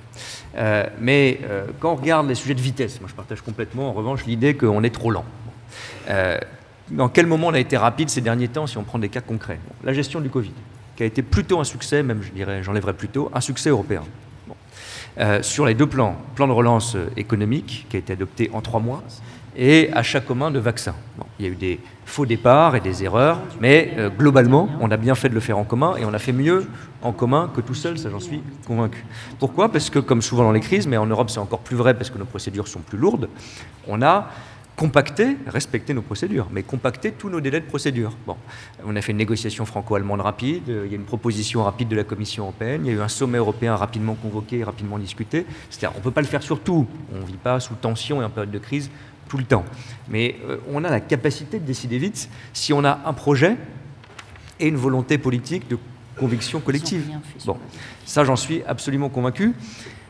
Et je pense que c'est un meilleur projet que d'essayer de trop bricoler nos institutions. D'ailleurs, la vitesse de Donald Trump, elle n'est pas en ayant changé d'institution en amont, il va peut-être les changer après, pour le pire. Mais il n'a pas... Il va les détruire. Mais je veux dire, il n'a pas bénéficié, si je puis dire, en arrivant, d'une sorte de droit à la vitesse. Il l'a fait, et je ne pense pas d'ailleurs qu'il faille être fasciné par ça. Là, je rejoins ce que disait Sylvie. Si on doit être rapide, si on doit être plus efficace sur le plan économique, si on doit prendre un certain nombre d'initiatives au niveau européen en matière commerciale, en matière de défense en priorité, on a, les outils pour le faire, et faisons-le avec notre modèle. Moi, c'est vrai qu'on se réveille tous les matins en se demandant si Donald Trump n'a pas fait une interview dans l'avion ou publié un truc sur son réseau social qui va nous impacter, entreprises, citoyens, etc. Bon, moi, je ne rêve pas du tout de ça. Et qu'on ait une von der Leyen, un Merz, un Macron ou je ne sais qui fasse pareil. On ne pourrait sans doute pas, et tant mieux. Et d'ailleurs, moi j'ai beaucoup entendu en janvier de responsables du monde économique qui disaient Trump, on l'aime pas beaucoup, mais quand même ça va vite, mais quand même c'est bien, mais quand même il est pro-business. Bon, je pense qu'on aurait une appréciation un tout petit peu différente aujourd'hui parce qu'on est un peu plus lent, on est dans un état de droit et on l'assume, et ça a quand même des avantages, et comme citoyens collectivement, et même sur le plan économique, je pense. Donc, accélérons, on peut le faire, mais je ne crois pas qu'il faille qu'on soit en quelque sorte dans la copie adaptée à l'Europe d'un Trumpisme light. Alors, la parole à la défense, André Le Scruppietri. Non, il ne s'agit pas de défendre. Je pense que justement, aujourd'hui, il y a deux choses. Tu te demandais deux idées forces, Emmanuel. Je pense qu'il y a une chose qui va dans le sens de reconstruire l'Europe et de donner une vision positive, c'est qu'aujourd'hui, on n'est pas du tout dans l'anticipation. C'est pour ça que ton travail est tellement important. Mais il ne faut pas voir le Haut-Commissariat ou la prospective au niveau de la Commission européenne comme un travail en chambre. C'est une manière de réinventer le projet démocratique. On ne va pas justement faire, pour aller un peu dans le sens, pour aller plus loin que ce que Draghi proposait, il proposait il y a quelques jours une espèce de saut fédéral avec une coalition de ceux qui veulent avancer, etc. Moi je pense qu'il faut être un peu plus précis, c'est-à-dire qu'aujourd'hui, l'Europe, c'est devenu le consensus mou sur la plupart des décisions. C'est devenu le saupoudrage et la redistribution géographique. Je ne pense pas qu'il faille justement faire un État technocratique, autoritaire, light à la façon Singapour ou dur à la façon Pékin, ou bien ce qui est en train de devenir les États-Unis. Mais c'est un peu l'image du banc de poissons, c'est-à-dire on adore en France parler du guichet unique, mais souvent le guichet unique c'est une espèce de couche supplémentaire pour cacher la complexité à laquelle on ne veut pas... Comment est-ce qu'on fait pour que les différentes perspectives des pays européens, je parlais des Baltes sur les Russes ou autres, soient des forces qui nous permettent de beaucoup mieux comprendre le monde complexe dans lequel on est, parce qu'on aura ces différentes perspectives sur un même sujet, plutôt que... Et là, ça veut dire impliquer les citoyens. Et aujourd'hui, cette réinvention du partenariat public-privé, moi je le vois moi-même. Nous, on a été à la base, alors je voyais Jean... Pisani et autres, sur la proposition de faire une agence d'innovation de rupture européenne. Ça fait 8 ans qu'aucune institution publique, la tienne, le président de la République, la DGE, n'a aucune envie de travailler avec des gens qui ne font pas partie de l'État. C'est impossible. D'ailleurs, on considère qu'il y a d'un côté le régalien, de l'autre côté l'horrible privé qui a des intérêts privés. Sauf qu'il y a une troisième chose qui, justement, en Europe est tellement forte, c'est la société civile, qui n'a pas forcément d'intérêt particulier, mais qui veut travailler pour le bien commun, mais qui a une agilité qu'aujourd'hui les institutions totalement sclérosées n'ont plus. Donc je pense que c'est ça la réinvention du projet européen, c'est comment on fait que on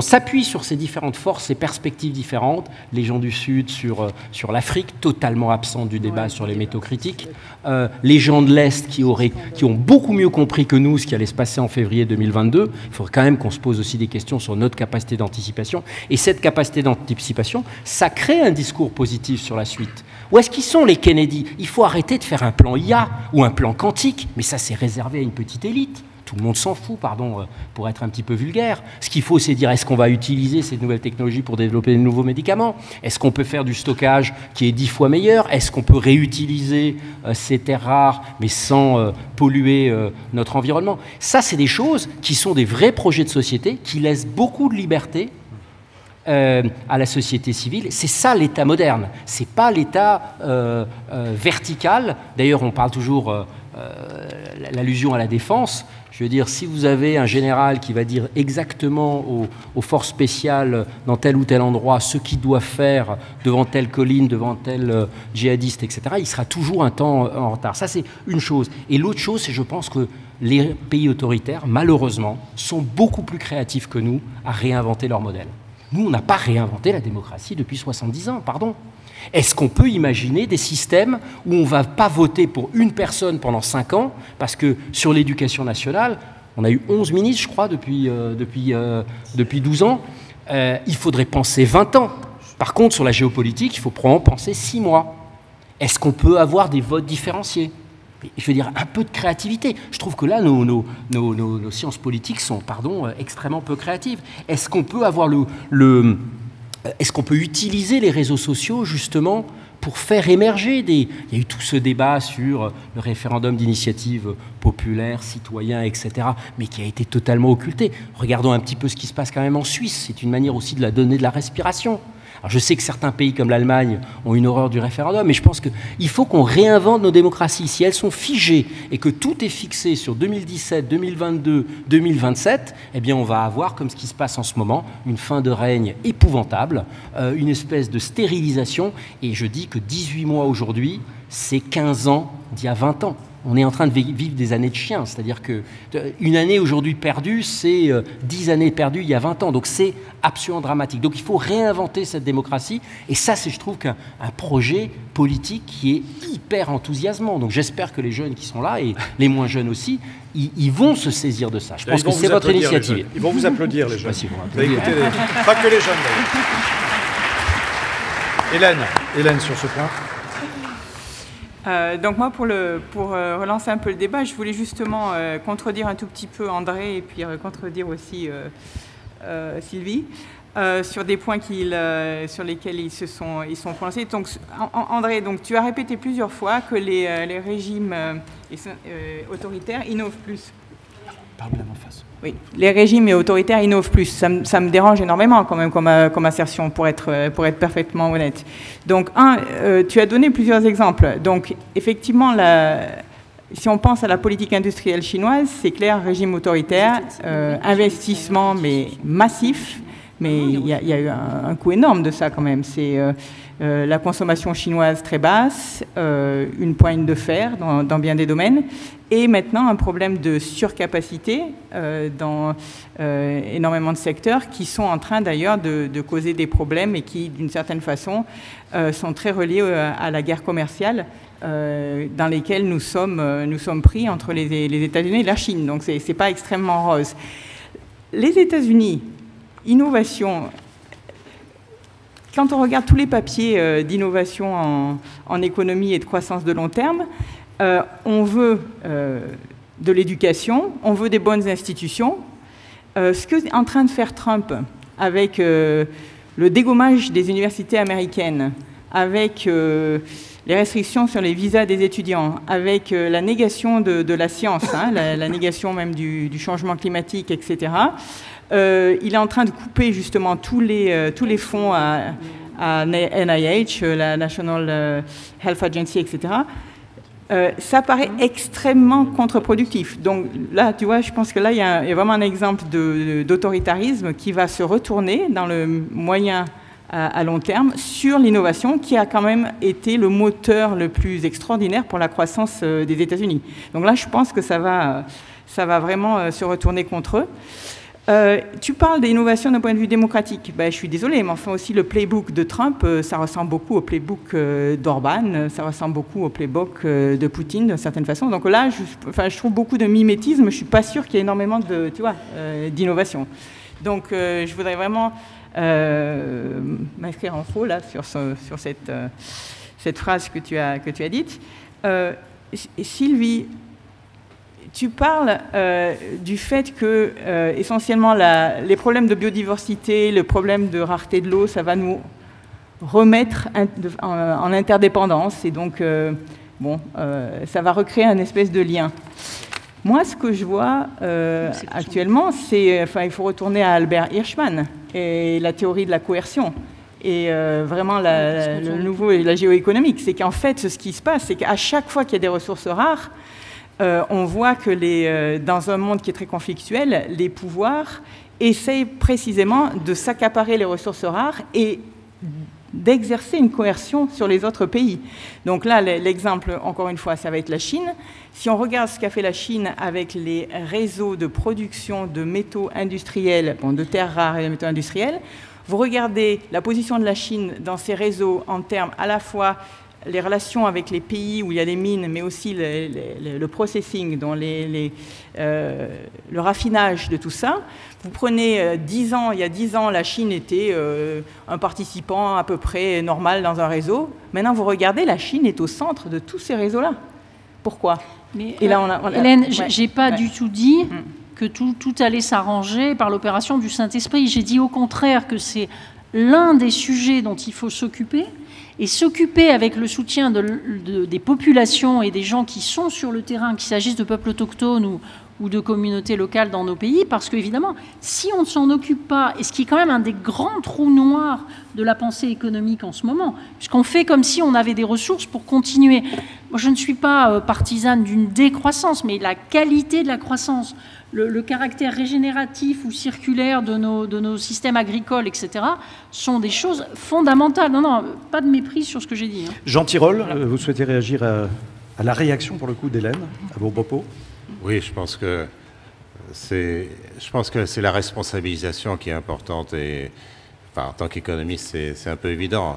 Aujourd'hui, on peut utiliser l'eau gratuitement, on peut polluer quasiment gratuitement, et tout le monde trouve ça bien, alors que les valeurs, c'est évidemment qu'on ne veut pas. Mais effectivement, si on donne aux gens la chance de le faire, ils le font. C'est très clair, de même que quand il y a des pays, des États membres qui enfreignent leurs promesses, qui ne tiennent pas leurs promesses en Europe, on ne les punit pas, évidemment, ils auraient tort de s'en priver, etc., etc. Donc il y a un peu cette question. Alors évidemment, quand je parlais tout à l'heure d'institutions et de l'admiration que certains de nos compatriotes ont pour Trump, évidemment, c'est exactement l'antipode de ce qu'on veut. C'est une catastrophe pour la démocratie, c'est une catastrophe pour la science, comme le disait Hélène, c'est une catastrophe pour à peu près tout. Mais ça n'empêche pas qu'il ne faut pas regarder comment nous sommes, nous. Et qu'est-ce qui va se passer quand on fait face à un Trump et à un Xi Jinping. Il faut aussi comprendre ça. Et donc, si nous, on ne se remet pas en question, on va avoir des problèmes. Pourquoi la réaction actuellement sur notre manque d'innovation, c'est de mettre encore plus d'argent sur l'innovation sans rien changer? Pourquoi Eh bien, il faut aller aux incitations de nouveau. Tout simplement parce que ceux qui distribuent les chocolats veulent continuer à distribuer les chocolats, à saupoudrer et à avoir le contrôle sur ces chocolats. C'est pas plus compliqué que ça. Et c'est pour ça que ça ne marche pas. Donc, si on ne se remet pas en question, on n'y arrivera pas. Alors évidemment, l'état de droit est crucial, c'est un peu l'avantage qui nous reste. Mais il faut aussi trouver une façon d'agir plus vite et d'agir de façon plus efficace. Sinon, malgré tous les défauts, y compris économiques, des dictatures, on va se retrouver comme on se retrouve déjà maintenant, mais de plus en plus dépendants. Ce qui se passe avec Trump, c'est simplement l'annonce de ce qui va se passer encore plus demain. Alors, il y a la réflexion en amont, il y a vos solutions, effectivement, vos idées qui fusent, et puis il y a, je dirais, l'infusion de tout ça par l'opinion. Et donc, parmi les questions, il y en a une pertinente qui rejoint ce que vous dites. Comment créer un sentiment d'appartenance européenne, notamment dans les jeunes générations? Parce qu'on voit que là, il y a un gros déficit quand même. Est-ce que c'est un problème strictement politique? Est-ce que c'est un problème de communication? Et autre question qui synthétise, pourquoi n'arrive-t-on pas à faire aimer l'Europe? Alors ça, je vous pose la question à tous, là, parce que vous avez tous les mains dans le cambouis. Alors, André. Oui, parce que je voulais quand même aussi répondre au sujet des valeurs. Quand je dis que les pays autoritaires innovent, en fait, c'est sur leur système. Et donc, je rejoins totalement ce que vient de dire Jean. C'est-à-dire qu'aujourd'hui, nous n'innovons pas. Il y avait un fameux commissaire européen qui disait « la démocratie est lente par essence ». Si on accepte ça comme postulat, on est mort. C'est-à-dire si la démocratie n'est pas capable d'être beaucoup plus rapide, de se remettre en question, est-ce que la démocratie parlementaire est quelque chose qui peut évoluer aussi à l'aune des réseaux sociaux et à la capacité d'interroger chaque...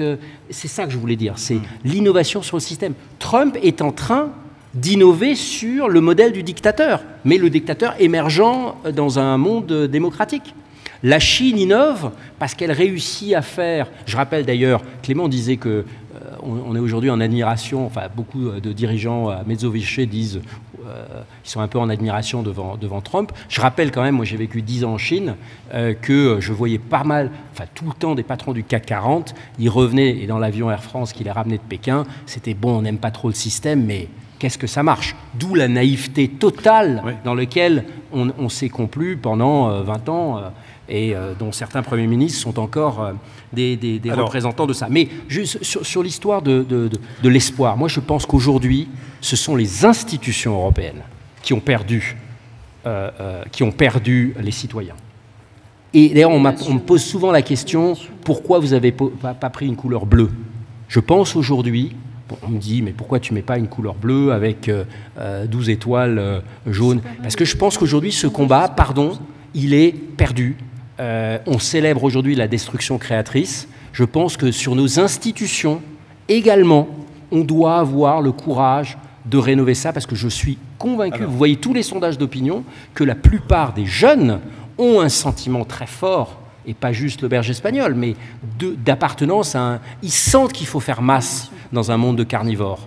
mais aujourd'hui ne se sentent pas du tout représentés par les débats qu'il y a au Parlement européen ou par des espèces de visions très éloignées du citoyen. Ça commence évidemment par les élections européennes, où en fait on ne connaît pas son parlementaire. Je reviens en toute logique à la question sur la création de ce sentiment d'appartenance, comment on réenchante l'Europe, surtout comment on convainc, comment on réenchante l'opinion. On a l'occasion, on a la chance d'avoir 2 hauts responsables européens, ministres, députés, etc. Sylvie Goulard. Non, alors d'abord, je crois qu'il faut bien mesurer le passage des générations. C'est-à-dire qu'il y a un truc qu'on n'a pas vu, c'est qu'il y avait une génération qui avait un surmoi européen.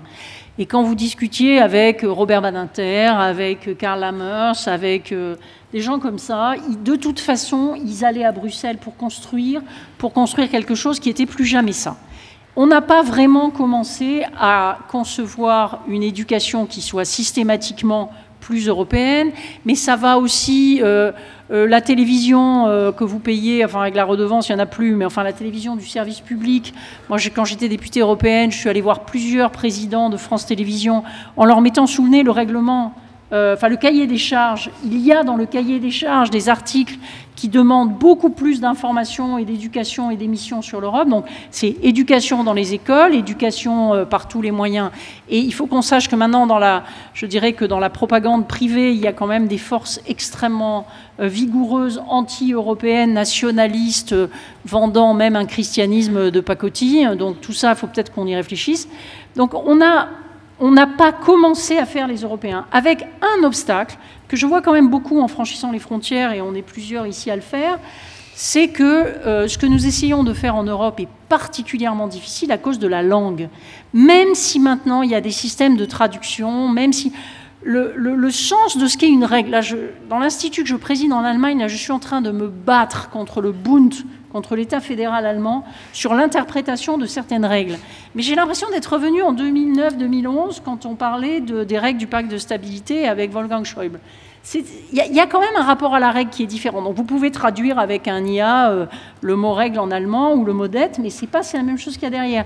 De même, quand vous regardez la perception des Italiens, il y a quand même un aspect culturel. Il faut qu'on enrichisse nos cultures mutuelles. Je vous mets au défi de survivre dans une assemblée où il n'y a que des Italiens qui font des allusions à la Divine Comédie de Dante. Ou quand des Allemands vous parlent de Faust pour dire que, à propos de Trump, ça s'applique parfaitement, que le diable chez les Allemands, c'est l'esprit de négation. Et l'esprit de négation, c'est la marque du diable. Ce qu'est la guerre de 30 ans dans dans la mémoire collective des Allemands n'est pas ce qu'elle est chez nous. La laïcité n'existe pas dans d'autres pays européens. Donc, il faut quand même se dire, au lieu de se flageller tout le temps, qu'on essaie de faire des choses extrêmement difficiles, que ces choses, on n'a pas commencé à les faire de manière systématique. Et moi, j'en veux beaucoup quand je vois Madame von der Leyen aller beaucoup plus à Kiev que dans les anciens États membres. C'est très important d'aller à Kiev. On a besoin d'aider les Ukrainiens. Mais est-ce qu'on voit suffisamment les responsables européens dans les États membres? Est-ce qu'on croise suffisamment les points de vue? Heureusement qu'il y en a qui sont un peu mixtes, comme André, dans nos débats. Là, on est en train de parler d'Europe entre Français, quand même. Et je vous assure, il y aurait un Balte, un Irlandais ou un Allemand... je suis britannique aussi, hein. Pardon ? Oui, britannique aussi. Mais enfin, eux, ils sont partis. Hein. Moi, je respecte leur souveraineté. Non, mais il faut respecter la souveraineté. On a ouvert la porte, ils ont dit on s'en va, on s'en va. Donc moi, je m'occupe d'abord de ceux qui sont dans l'Union européenne. Mais encore une fois, je crois que la raison d'espérer, c'est qu'on n'a pas encore vraiment commencé. Et ne nous rassurons pas avec Erasmus, qui touche un tout petit nombre de jeunes. La vraie question, c'est tous les jeunes qui sont en dehors de la formation, c'est tous ceux qui n'ont pas accès à tout ça, ou même parmi les étudiants, ceux qui n'ont pas les moyens, parce que partir en Erasmus, ça coûte cher aussi. Clément Beaune, ancien ministre des Affaires européennes, donc là vous étiez vous aussi dans le chaudron. Comment réenchanter l'Europe? Est-ce que vous avez aujourd'hui, je ne vais pas parler de regrets, mais vous dites j'aurais dû faire plus sur tel point, j'aurais pu, mais je n'ai pas pu le faire. J'aurais dû, mais je n'ai pas pu le faire.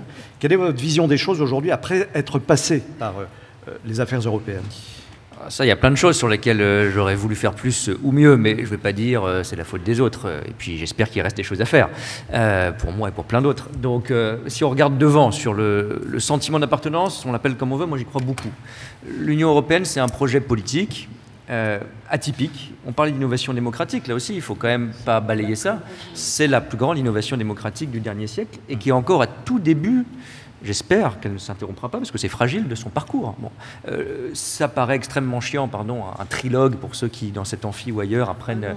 Non, mais les procédures européennes, la codécision, les termes sont compliqués. Ils sont d'ailleurs pas beaucoup plus simples chez nous. Je suis toujours surpris quand on dit on n'aime pas l'Europe parce que c'est compliqué, parce qu'il y a des trilogues, des trucs avec la Commission, le Parlement européen et puis le Conseil avec les États membres. Enfin, une commission mixte paritaire, bon, je suis pas sûr que ça parle beaucoup plus chez nous aux gens. Surtout pour faire la loi du plan. Ouais, bon. Qu'est-ce qui fait un sentiment d'appartenance? Moi, je suis convaincu, je me définis comme un pro-européen convaincu, il y a plein de façons de l'être, pas parce que j'ai eu, et j'en ai eu aussi, des très bons enseignants qui m'ont dit l'euro c'est bien pour tel bénéfice économique ou le marché unique c'est bien pour tel bénéfice économique, parce qu'on a quelque chose, un moment d'intime, de personnel, de charnel qui fait qu'on se sent européen, puis après on déroule, et puis après on se convainc. Et après il y a des arguments rationnels, et heureusement. Mais il faut passer par ce moment, si je puis dire, d'intimité. Et Erasmus, Sylvie a raison, c'est malheureux, pas anecdotique, enfin c'est minoritaire. Mais c'est quand même la voie à suivre. Parce que si tous les gamins d'Europe avaient fait 6 mois avant leurs 25 ans comme apprentis, comme stagiaires, comme étudiants dans un autre pays de l'Union européenne, c'est pas un luxe et c'est pas une lubie. Aujourd'hui, c'est vu comme tel parce que ça touche encore 5 à 6% des étudiants européens. Mais c'est quand même exactement ce genre de choses qui va créer du lien. Bon. Et ça peut être Erasmus, ça peut être Interrail, ça peut être la culture européenne parce qu'on a des médias communs, parce qu'on a aussi, je le dis, vous parliez de regrets, j'ai mené un combat et je sais qu'il est difficile, donc je ne jette pas la pierre, mais quand même, avec nos médias, y compris nos médias publics, bon, qui font quand même plutôt mieux que les autres en matière d'information européenne, mais enfin, pas assez. Bon, je prends toujours cette anecdote parce qu'elle est révélatrice, c'est pas qu'une erreur. Le jour où Madame von der Leyen a été élue présidente de la Commission européenne en 2019, au Parlement européen. C'est quand même important. Quand on couvre les élections américaines, on a un envoyé spécial par État, dans tous les médias français. Très bien. On recompte le Wisconsin jour après jour, heure après heure. Bon, la présidente de la Commission européenne, elle va quand même faire des choses qui vont nous concerner pendant 5 ans. Ça a duré exactement 12 secondes au journal télévisé d'une grande chaîne de service public, et ça a été présenté comme ça, je cite, sans transition, en bref, à l'étranger.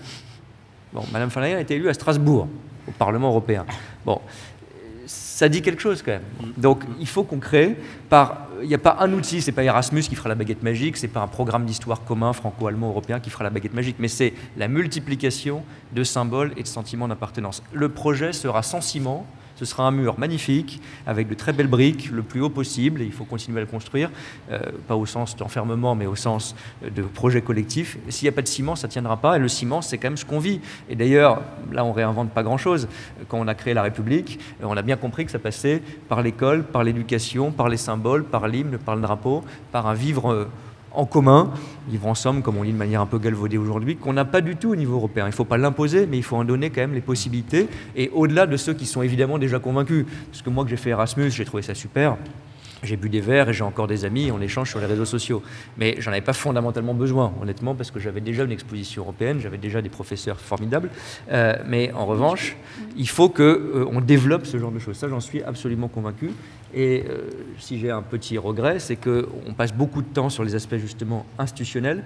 Moi, j'allais dire, ils sont très importants. Je ne dénigrerai pas les institutions, mais il faut les compléter par ce genre de choses, parce que sinon, ils resteront effectivement vus comme une bande de gens un peu lointains, et on pourra mettre des gens très bien ou moins bien, ça ne changera pas. Alors, sur l'exemple d'Erasmus, Hélène Ray. Oui, donc je suis assez d'accord avec le fait que les rencontres, il n'y a que ça de vrai, quoi. L'expérience des autres, l'expérience des autres cultures, c'est vraiment très important. Donc, dans la mesure où, bon, évidemment, Erasmus, généraliser Erasmus, non seulement à des étudiants dans les universités, mais au niveau des apprentis, etc., je suis tout à fait pour. Mais moi, je vais juste dire, d'un point de vue personnel, je viens d'une petite ville d'Auvergne qui avait 6000 habitants. Ma petite ville d'Auvergne, quand j'ai grandi, elle était jumelée avec 3 villes. Une ville qui était en Bavière, Laufen, une ville qui était au Pays de Galles, Cardigan, et une ville qui était en Italie, Susa Gonzaga, dans la plaine du Pô. Et bien, pour moi, parce que j'avais mes correspondantes, parce que j'écrivais, parce que il y avait de temps en temps des gens qui venaient pour échanger, qui amenaient les Bavarois, ils amenaient la bière. Ça crée tout de suite, ça change la vie. mais vraiment, ça ouvre totalement. Et je pense que ça, c'est quand même quelque chose qui pourrait être réplicable dans beaucoup de petites villes. C'est pas forcément très cher, c'est pas forcément tout le monde n'a pas besoin d'y aller, mais juste le fait de cette expérience, c'était extraordinaire. Oui. Alors Hélène, le sujet passionne, Sylvie Goulard. Oui, non, c'est simplement parce que j'ai la chance de présider le Deutsche Französisches Institut qui est en Allemagne. Et je vais vous raconter cette petite histoire que je trouve absolument fabuleuse. Pourquoi il y a des jumelages entre les villes françaises et allemandes et à quand ça remonte? Parce que je trouve que... C'est pour ça que moi je suis convaincue que le problème principal, c'est un problème moral. Soit on se retrousse les manches et on considère qu'on a des choses à faire, on a une responsabilité, comme vous l'avez dit, soit on consomme l'Europe. 1948, c'est-à-dire un an avant la création de la République fédérale d'Allemagne. L'Allemagne était une zone d'occupation partagée entre les soviétiques, les Américains, les Français et les Anglais. Il y a un groupe de personnes de la société civile qui se sont dit « Non, mais on ne va pas recommencer avec les Français, il faut qu'on fasse quelque chose ». Et donc, ils ont lancé le premier jumelage. Et le premier jumelage, c'était entre Ludwigsburg, qui est cette petite bourgade près de Stuttgart, et Montbéliard, en France. Et ce qui est assez incroyable, c'est que... je ne sais pas si vous imaginez, 3 ans après la guerre, des morts dans toutes les familles... Et ces gens ont fait le pari complètement fou de dire on va se voir et au niveau le plus bas. Et j'ai eu la chance de célébrer les 75 ans de toute cette aventure avec eux. Et donc, ce que racontaient les gens des deux côtés, c'est que ça n'a pas été facile du tout, du tout. Donc en fait, si on veut faire l'Europe, il faut se retrousser les manches, il faut aller contre ce qui est peut-être la pulsion la plus facile. Et j'allais dire, je voudrais ajouter une chose, certains connaissent mes dadas, mais chez les nationalistes et ceux qui vous parlent de l'Europe des peuples, rappelez-leur ce que c'était l'Europe des peuples. C'était celle d'avant la construction européenne. Et l'une des manières dont on a trempé le patriotisme national, c'était dans le sang. C'était en allant tuer ses propres enfants, les envoyant tuer des Allemands ou à l'inverse. Et moi, je suis très, très frappée du retour de cette image fraîche et joyeuse de l'Europe des peuples et des nations, comme si, avant la création européenne, tout allait mieux. Dans chaque village, dans chaque mairie, dans chaque église, vous avez la liste de ceux auxquels on doit de continuer. Merci. Alors,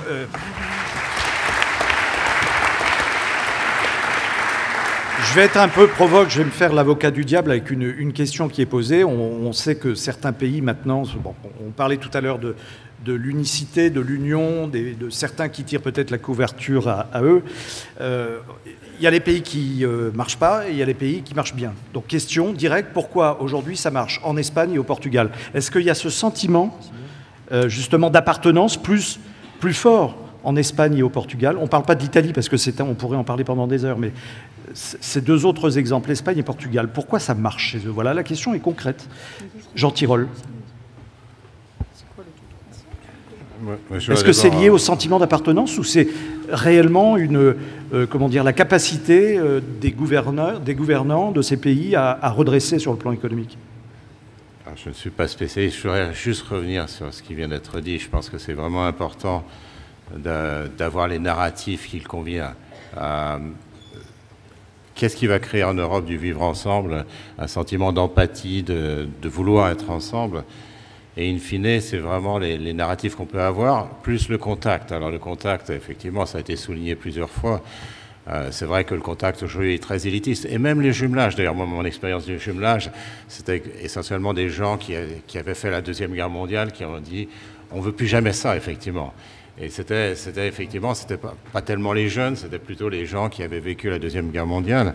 Et c'était remarquable ce qu'ils ont fait, c'est absolument remarquable. Mais voilà, aujourd'hui, on n'a plus ce narratif, il a disparu, et puis on oublie très vite. Donc, il y a beaucoup d'études dans les sciences humaines et sociales sur effectivement qu'est-ce qui fait une communauté, comment on fait. Il y a un livre célèbre qui parle des communautés imaginaires, parce que toute communauté est imaginaire, in fine. La France également. Alors que ce soit un pays, que ce soit une religion, que ce soit toute autre communauté, c'est toujours construit autour d'une histoire. L'histoire d'ailleurs étant beaucoup plus un narratif et une mémoire qu'une histoire vraiment. C'est-à-dire qu'effectivement, on trouve des éléments communs, on cherche des éléments communs, et donc il faut les trouver. La langue est un obstacle, ça c'est clair, le fait qu'on connaisse les politiques français, par exemple, et pas les politiques allemands, et on les entend pas d'ailleurs, les politiques allemands. Mais est-ce qu'il faudrait avoir des livres d'histoire qui soient au moins contrôlés, une partie écrite en commun au niveau européen Il faut créer ce narratif européen. Alors, est-ce qu'il y a un narratif Jean Tirole espagnol et un narratif portugais? Pourquoi ça marche chez eux? Non, alors là, c'est une autre chose. Pourquoi ça marchait? Moi, je ne suis pas spécialiste de tout ça, mais il faut quand même reprendre ce qu'était l'Espagne, le Portugal et la Grèce il y a 12 ans ou 13 ans. Alors, je ne vais pas le citer, mais un économiste que je respecte énormément me disait « Qu'est-ce qu'on peut faire maintenant ?» Il faudrait une bonne crise pour qu'enfin on se réveille. Alors, il ne faut pas qu'elle soit trop forte, parce que si elle est trop forte, évidemment, c'est la catastrophe. Mais il faut, pour l'instant, on est touché par des bombardements.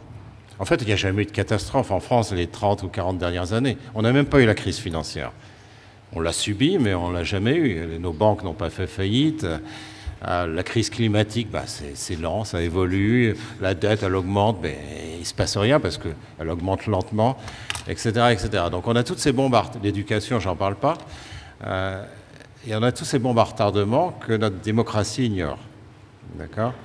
Donc, si je puis dire, l'Italie, l'Espagne et la Grèce ont eu la chance, entre guillemets, parce qu'ils en ont quand même bavé, si vous me pardonnez l'expression, de se rendre compte un jour qu'est-ce que ça fait d'être court-termiste. Et nous, comme on n'a jamais eu ça finalement, on est encore en train de déplacer les transats. Sylvie Goulard. Oui, non, il y a des. Il ne faut pas simplifier. D'abord, c'est des pays qui ont eu beaucoup de mérite aussi de se prendre en main. Il y a eu des réformes. J'ai dit que j'étais volontairement provocateur. Il y a eu des réformes. Non, mais moi, ce qui me frappe un peu en France, c'est qu'on vit sur la rente de l'exception française. Et que Bruxelles a d'ailleurs encouragé. Quand Jean-Claude Juncker avait dit qu'il n'appliquait pas le pacte de stabilité avec sévérité à la France parce que c'était la France, ce n'est pas nous rendre service. Voilà, il faudrait juste, effectivement, que plus souvent, comme vient de le faire Emmanuel, on regarde ce qui s'est passé dans des pays, entre guillemets, plus petits, comme on dit, dans des pays qui ont des expériences différentes et qu'on arrête de se prendre pour le nombril de l'Europe. Parce que vraiment, moi, une des choses que je sens pour la première fois, mais vraiment pour la première fois, je ne sais pas si les autres le partagent, c'est un mélange d'agacement chez nos partenaires ou de lassitude. Pas méchant, mais de dire, bon, écoutez, si vous voulez continuer à faire vos bêtises, on fera sans vous, quoi. Et c'est la première fois que je sens, et j'attire l'attention là-dessus, parce que comme Française, ça ne me fait pas plaisir, des partenaires européens qui commencent à dire qu'on a un peu trop tiré sur la ficelle. Clément Beaune. Alors, j'ai une question concernant la gouvernance. Vous disiez tout à l'heure, Clément, que les problèmes administratifs, tout ça, c'est bien, mais ce n'est pas forcément prioritaire. Il y a quand même la question de la gouvernance en Europe. Comment on travaille ensemble ? On voit que ce n'est pas facile, au point où on en est l'Europe aujourd'hui, malgré son histoire. Et puis, question corollaire, d'ailleurs, qui est posée ici de manière très judicieuse, est-ce qu'on peut changer les traités européens pour améliorer le fonctionnement de nos institutions? C'est quand même un point important. Donc, la gouvernance, quid, ensemble, comment faire? Et les traités européens, est-ce qu'on fait tout voler en éclats? Mais je ne dis pas du tout, je crois même le contraire, que la gouvernance, ce n'est pas important. J'ai dit, même écrit, que dans notre pays, je pense qu'on est malade d'une gouvernance qui ne va pas du tout. Et je pense qu'on parle beaucoup de la proportionnelle, je ne rentre pas dans ce débat national là, mais que les questions de gouvernance nous feraient beaucoup de bien si on les traitait pour créer, André le disait aussi, un peu de respiration collective. Bon, je suis toujours très surpris que, par exemple, on ne sait tellement pas bien comment marche un compromis parlementaire qu'on le met à notre sauce aujourd'hui. C'est-à-dire que les pays qui ont des coalitions, ils font un compromis budgétaire avant la discussion budgétaire entre ceux qui participent au gouvernement. Et du coup, il y a une forme de majorité. Bon, personne ne rentre dans la grotte sans lampe frontale. C'est un peu ce qu'on vit, faute de mieux, parce qu'on ne sait pas collectivement comment ça marche, un compromis parlementaire. Donc, il y aurait beaucoup à dire sur nous. Plus, à mon avis, je ne sais pas du tout pour les défendre, je n'ai pas d'action dans le produit, les institutions européennes, mais je trouve que c'est un peu une facilité de dire, en fait, on va combler, c'était beaucoup ce que j'entendais, moi, quand on m'a formé aux questions européennes, quand j'ai découvert un peu tout ça, on me disait, il faut combler le déficit démocratique. Bon, en fait, quand il y a un projet politique, un leadership et parfois une crise aussi, il faut bien le dire, on trouve des projets communs et c'est plus, on l'a dit de manière différente, le sens du projet commun qui nous manque que les institutions parfaites qui ne le seront jamais en réalité. Ça ne veut pas dire qu'il n'y a rien à changer. Simplement, ce que je dis, là c'est pragmatique pour le coup, c'est que le changement de traité, ça prend du temps. à faire. 2, ça ne marche pas toujours parce qu'il faut que ça soit ratifié démocratiquement. On l'a vécu et à 27, c'est peut-être un des problèmes de l'élargissement. Mais enfin, maintenant, c'est comme ça, c'est encore plus compliqué. Donc, je ne mettrai pas trop d'énergie de court terme là-dedans. Et surtout, il y a beaucoup de choses qu'on peut faire dans la boîte à outils qu'on s'est donnée, y compris le fameux verrou de l'unanimité, les droits de veto. On peut le faire sauter sans avoir besoin de changer nos traités. Et une dernière remarque là-dessus. Parfois, là aussi, il faut dire la vérité sur les sujets institutionnels. Je le dis comme Français, j'ai été ministre des Affaires européennes au Quai d'Orsay. Il y a un tabou français qui est le veto en matière de politique étrangère et on le défend mordicus. Bon, un peu moins maintenant, mais enfin quand même. Avec l'idée que ça nous protège. Bon, évidemment, sur le papier, un veto, ça vous protège. Si vous n'êtes pas content, vous bloquez. Bon. Qui bloque aujourd'hui ? Je crois qu'il y a eu 60 utilisations du droit de veto ces 5 dernières années, plus de 48 ou 49 par la Hongrie. Bon. Il ne faut pas faire des réformes pour des sujets de circonstances. Mais ça protège qui le veto? Ça protège celui qui veut empêcher les autres d'avancer. Dans un système comme l'Europe, en réalité, Sylvie le sait aussi bien ou mieux que moi, quand on décide collectivement, comme on se voit tous les jours à Bruxelles, à Strasbourg, on ne n'humilie jamais l'autre. On ne met jamais l'autre dans un corner. Donc en fait, quand vous n'avez pas le droit de veto, vous prenez quand même en compte la position, surtout pour un pays comme la France, ça prend du temps. Il ne faut pas s'agiter tous les jours et bloquer tous les jours, il faut être responsable. Mais en réalité, le veto, c'est la prime à celui qui ne veut pas de l'Europe, quel que soit le domaine, fiscal, politique étrangère, etc. Donc, mais ça, on peut tout à fait le changer sans faire une grande réforme des traités. Mais je pense que ce qui nous manque, pour résumer, c'est quand même surtout l'envie et le projet. C'est pour ça que dans les crises, on n'est pas mauvais, parce que le projet, on nous le donne de manière extérieure. Quand il faut gérer le Covid, il faut gérer le Covid. Oui. Quand il faut réagir sur la crise ukrainienne, il faut réagir sur la crise ukrainienne. En revanche, quand il faut définir nous-mêmes le projet commun, c'est compliqué. Et je le dis pour le plaisir du débat. D'ailleurs, on prend les images ou l'imaginaire des Américains. La casquette d'André en est un bon témoignage. On prend, et tu as raison de le retourner, mais on prend l'imaginaire des Américains. On a vu 200 000 fois à la télé le bureau ovale en vrai ou en film. On n'a jamais vu le bureau d'Ursula von der Leyen ou du président du Conseil européen. On n'a pas d'imaginaire européen qui nous relie. Et ça paraît anecdotique, je pense que c'est fondamental. Alors, avant André, Sylvie. Non, ce qui me frappe, c'est que, par exemple, Romano Prodi avait essayé de lancer une réflexion sur les lieux de pouvoir à Bruxelles. Il y avait eu tout un travail qui avait été fait avec Rem Koolhaas, etc. Ce qui est difficile, c'est que, moi j'adore cette phrase, c'est on ne demande pas à la dinde de préparer Noël. Le problème, c'est qu'autour de la table, vous avez des gens qui doivent... C'est pour ça que la population, la société civile a son importance. Les entreprises ont aidé à faire le marché unique de Delors en 92. Les citoyens doivent mettre la pression sur leurs dirigeants nationaux qui vont à Bruxelles pour défendre leurs propres prérogatives. Il y a quand même un peu de ce petit jeu-là. On va à Bruxelles, on capte la lumière européenne et dans le même temps, on garde son veto.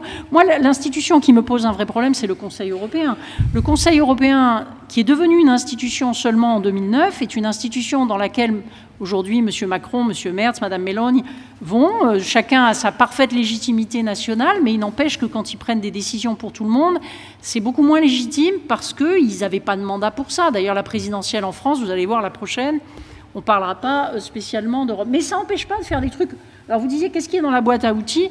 Moi, j'aime bien rappeler un précédent historique de 1985, qui n'est pas très connu en France. 1985, il y avait la formidable Margaret Thatcher au pouvoir quand même. Ça te fera plaisir, Hélène, je parle du Royaume-Uni. Eh bien, qu'est-ce qui s'est passé? Le Royaume-Uni, la Grèce et le Danemark voulaient bloquer l'ouverture des négociations qui sont devenues l'acte unique européen. Eh bien, qu'est-ce qui s'est passé? La présidence italienne, à l'époque, c'était à Milan, c'est pour ça que j'aime bien le citer, a dit, écoutez, vous savez quoi, il y a une majorité, donc nous, on va sortir en salle de presse et on va dire que le Conseil européen a décidé d'ouvrir les négociations. Et ceux qui ne sont pas contents, c'est pareil. Et c'est exactement comme ça que ça s'est passé. Résultat, 2 mois après, eh bien, les Britanniques, les Grecs et les Danois sont allés négocier l'acte unique. Parce que les présidences peuvent aussi prendre leurs responsabilités. Ce n'était pas conforme à la lettre du traité, mais c'est quand même conforme à l'esprit qui veut qu'on essaye d'avancer. Alors, chers amis étudiantes et étudiants, écoutez bien, enfin, je pense que vous en êtes conscients, là, vous avez des cours de politique européenne, de politique économique, que vous n'aurez peut-être plus, enfin si, je vous le souhaite quand même, mais là vous avez quelque chose de formidable depuis 1 heure. Merci les GECO. Alors, André Loscrupietri, moi je voudrais en réaction, pas d'accord évidemment. Moi je pense, avec tout le respect que j'ai pour mes panélistes, à un moment il faut être quand même, on a 30% de prospérité en moins par tête de PIB depuis 20 ans par rapport aux États-Unis. On dira c'est les États-Unis, c'est les géants de la tech, etc. C'est 55% par rapport à la Suisse, qui est juste à côté. Donc on peut dire qu'il ne faut rien changer ou qu'il faut changer les choses à la marge et que ça va être trop compliqué. Je rappelle quand même que c'est Machiavel, et à l'époque il avait un prince, donc c'était un petit peu plus dictatorial, disait « N'essayez pas de changer les institutions, créez quelque chose à côté et les anciennes s'adapteront ou mourront », a-t-il rajouté. Donc je pense que si on n'a pas le courage de réaliser qu'aujourd'hui on va dans la catastrophe et que si nous ne changeons pas, moi je fais la prédiction, peut-être que c'est toujours dangereux la prédiction, mais que si dans 5 ans nous n'avons pas radicalement changé notre manière de faire et surtout d'avoir une fabrique du projet collectif, une fabrique du projet collectif. Il est où le projet collectif? Nous sommes purement tactiques en Europe. En langage militaire, tactique, c'est on réagit. Où est la stratégie? Où est la vision? Où est le truc qui nous entraîne? Où est le projet sur la Lune? Enfin, n'importe quoi.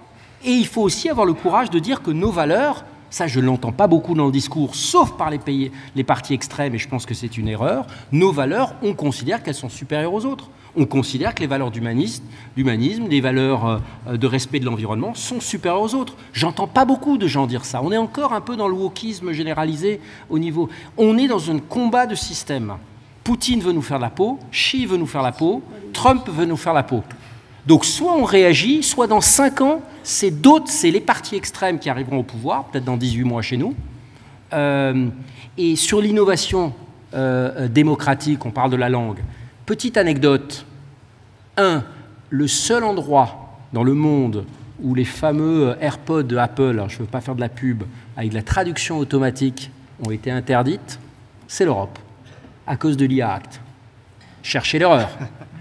Qui c'est qui a fait une vraie innovation avec ses avatars? Je ne veux pas le citer parce que vraiment, je n'ai pas beaucoup d'admiration pour le personnage. Pour avoir pendant la dernière campagne présidentielle où il se démultipliait.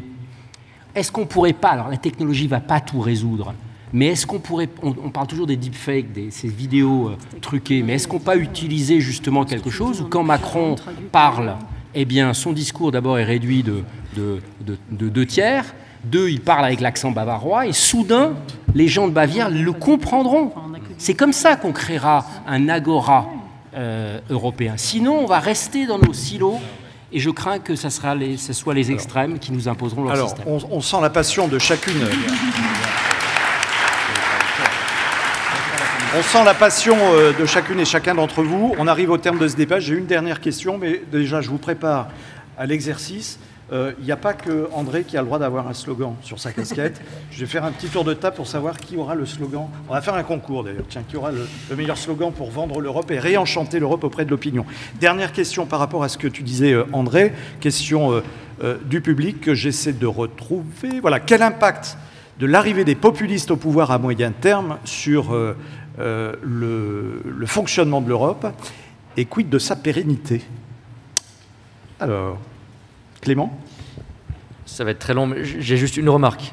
On peut dire, et je le pense profondément, personnellement, politiquement, que ça serait catastrophique pour plein de raisons de mise en application de leur programme. Mais puisqu'on parle d'Europe, il y a quelque chose qu'on ne dit pas beaucoup, pas assez.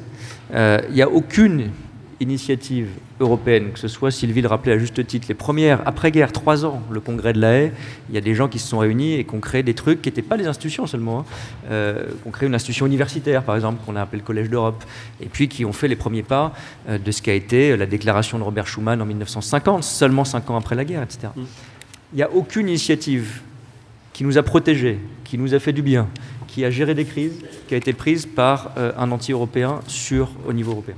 Donc le problème d'avoir des gens qui sont soit eurosceptiques, soit franchement anti-européens aux responsabilités, c'est tout ce qu'ils vont faire contre l'état de droit, contre la discrimination, etc. dans nos pays. Je ne rentre pas dans ce débat-là, ça serait très très long. Mais c'est aussi que jamais un risque n'a été pris d'audace européenne, de protection européenne par ceux qui n'y croyaient pas.